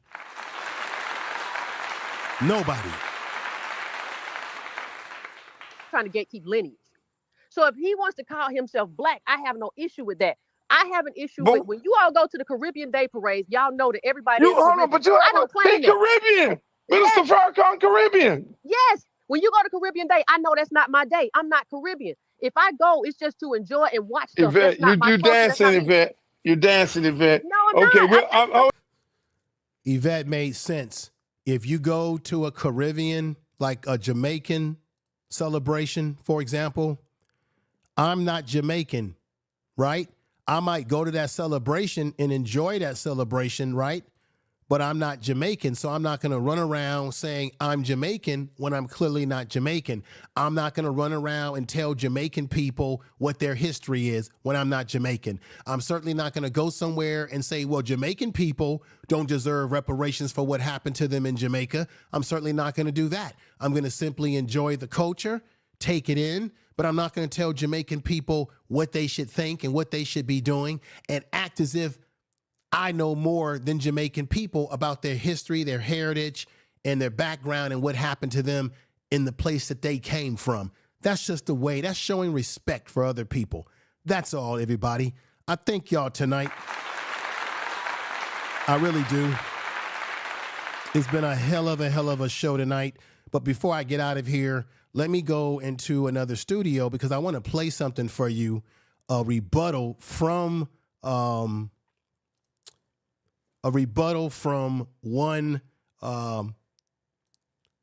Tariq. Tariq went into his Twitter space, I think the same night that Luke had this. Luke kept calling for Tariq to come over, saying, bring y'all leader over. And I guess Tariq didn't want to go over there for whatever the reasons are. But let me let you hear what Tariq was saying in his Twitter, in his X space. And here we go. So Luke got salty and left the strippers. You pulled off on the Hizzos. You got mad like an angry trick. You think that's where the cowards at Compton and they start beefing and all of that. That's where that came from. You little mushmouth trick. Yeah? Man. And a lot of the stuff that, look, some of the other stuff, I'm not going to even mention. Some of that stuff I'm not going to even mention right now. Some of the other stuff that Brother Marquise was saying that Luke and them dudes was doing, I'm not going to even go there. I'm going to try to take somewhat of a high road, but I'm going to get a little bit petty in a minute when I show this video. I'm going to get... So Tariq was saying he was going to show a video, I guess, to expose Luke on his channel. I have not seen that video. Has anybody in the chat room seen that video? Have you been in his channel to see what it is that he, I guess, is going to expose about Luke? Let me know if you've seen that video or has he had that? I don't know, but let's continue. A little petty in a minute when I show this video. But the thing is, these Democratic shills, their job is to get us to not talk about Kamala Harris, not bring up that she ain't done a damn thing for the black community. They're getting these bought and paid for shills to run interference and come in our rooms and try to shame us. And I guess they must have a bag down there in Florida because they got Plies too. They got him shilling. Let me play this clip of Plies. Let me play this clip of him. And this is just pathetic ass pandering. Oh, where's that Plies? Where's that? Where's that Plies? Where you at, Plies? Tap the screen. Don't be a zesty low life. Tap the screen. Okay, what's up, y'all? Y'all bear with me. I should have had this thing ready. But y'all bear with me. He finally came on. He never came into Luke's chat room. Let me find it again. Hold on. because I want y'all to see this, and all my people on the Twitter space, you guys come on into the YouTube room. Come on in and chop it up. Let me see. I think this is it right here. So this is it. Okay, so this is Plies doing his shilling for Kamala Harris, trying to question us for questioning her. And they've been pushing this black woman thing. That's not a foundation of black American woman, no matter how y'all try to cut it. Hold on one second. Just real quick. But to everybody who, especially the ones who look like me, the men who look like me, who quit the, if Kamala want my vote, she need to explain herself to me what she gonna do for the black people. Listen, stop asking a motherfucking black woman to explain herself to you. See, Plies is stupid. What did I'm going to stop it right there. Plies is stupid. What did Malcolm X tell us again? What did he tell us, folks? Plies is stupid. He's telling black people not to question Kamala and what she's going to do for you. He's got to be the dumbest individual. This is why you don't have entertainers speaking for us. Listen to Malcolm X again. Leaders, these are puppets and clowns that have been set up over the white community and over the black community by the white community and have been made celebrities and usually say exactly what they know that the white man wants to hear. I just told you a little while ago, these leaders that they call leaders, this included Lena Horne, this included Dick Gregory, and this included comedians, comics, trumpet players, baseball players. Show me in the white community. As Malcolm X said, show me in the white community, everybody, where they have entertainers as their leaders. Now, Plies sounds very stupid there as he's telling black people, stop asking a black woman what she's going to do for you. He's got to be out of his damn mind. I'm going to say this to everybody in the chat room and those listening as I get ready to end tonight's program. You do not, and I say it again, you do not vote for anybody. I don't care if it's Democrat. I'm going to keep it 100% real. I don't care if it's Donald Trump or Kamala Harris or anybody locally or nationally, federally. You don't vote for anybody who doesn't tell you what they're going to do for you. They're asking for your vote. They work for you. We don't work for these damn politicians. Politicians are supposed to work for us. If they want our vote, we should know what we get for our vote. The Jewish community gets what they want for their vote. Every community votes to get what they want. Hell, the Asian community doesn't even vote for the Democratic Party on the level that black people do. But yet when the Asian community wanted an Asian hate bill, they got it and nobody had to do a study for it. When black people want something, they keep telling us to wait for a study. We'll get to you, just give us a little bit of time. Bullshit. What is he talking about? I'm going to say it again. If Kamala Harris wants black people to vote for her, she should tell us what is the policy for us specifically.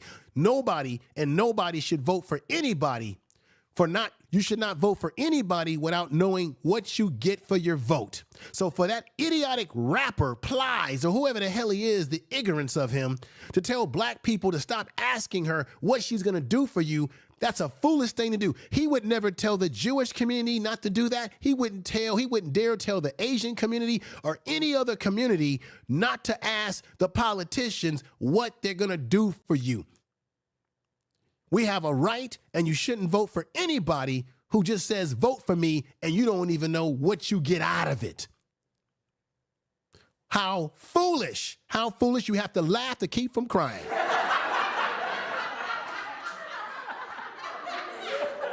Everybody, I got to end the stream tonight. I appreciate you. This is the Info Media Reacts channel. If you're new over here, subscribe to the channel, share the video on all your social media, share it every damn where, Twitter, Facebook, whatever you use. If you're a content creator, put it in your community tab.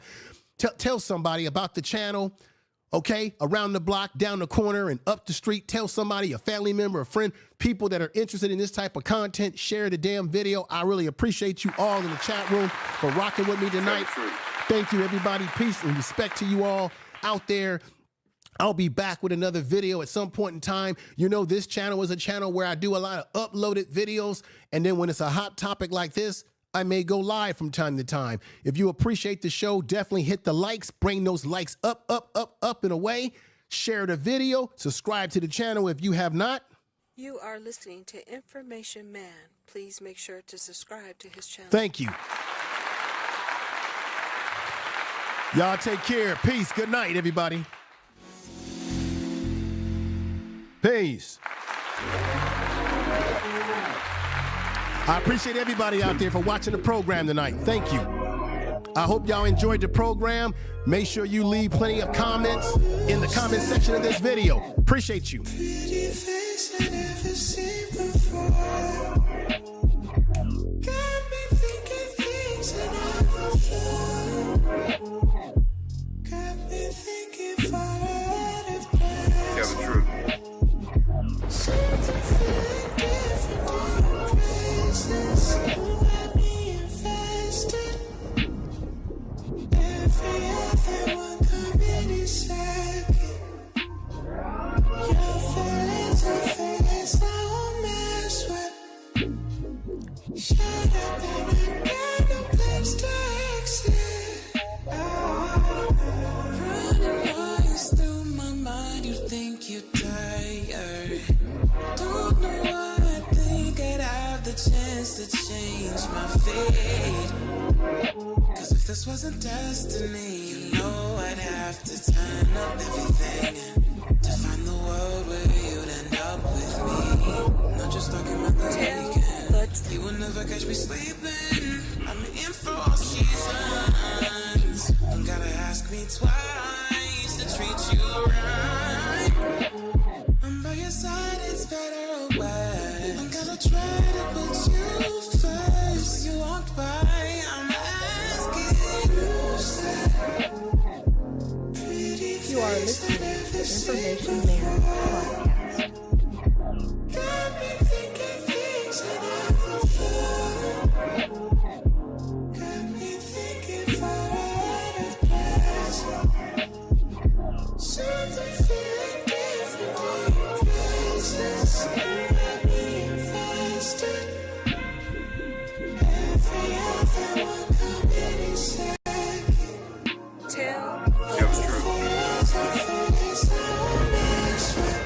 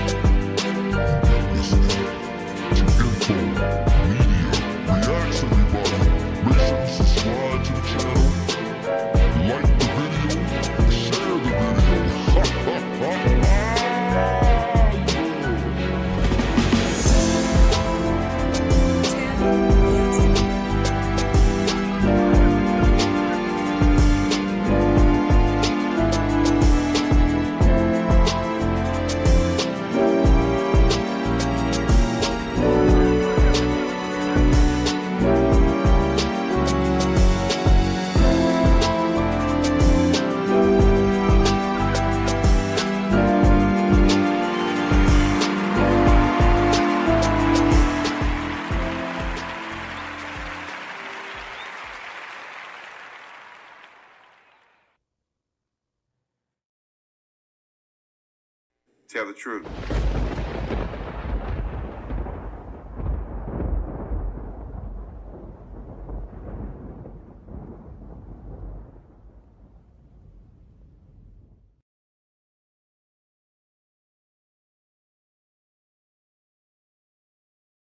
Tell the truth.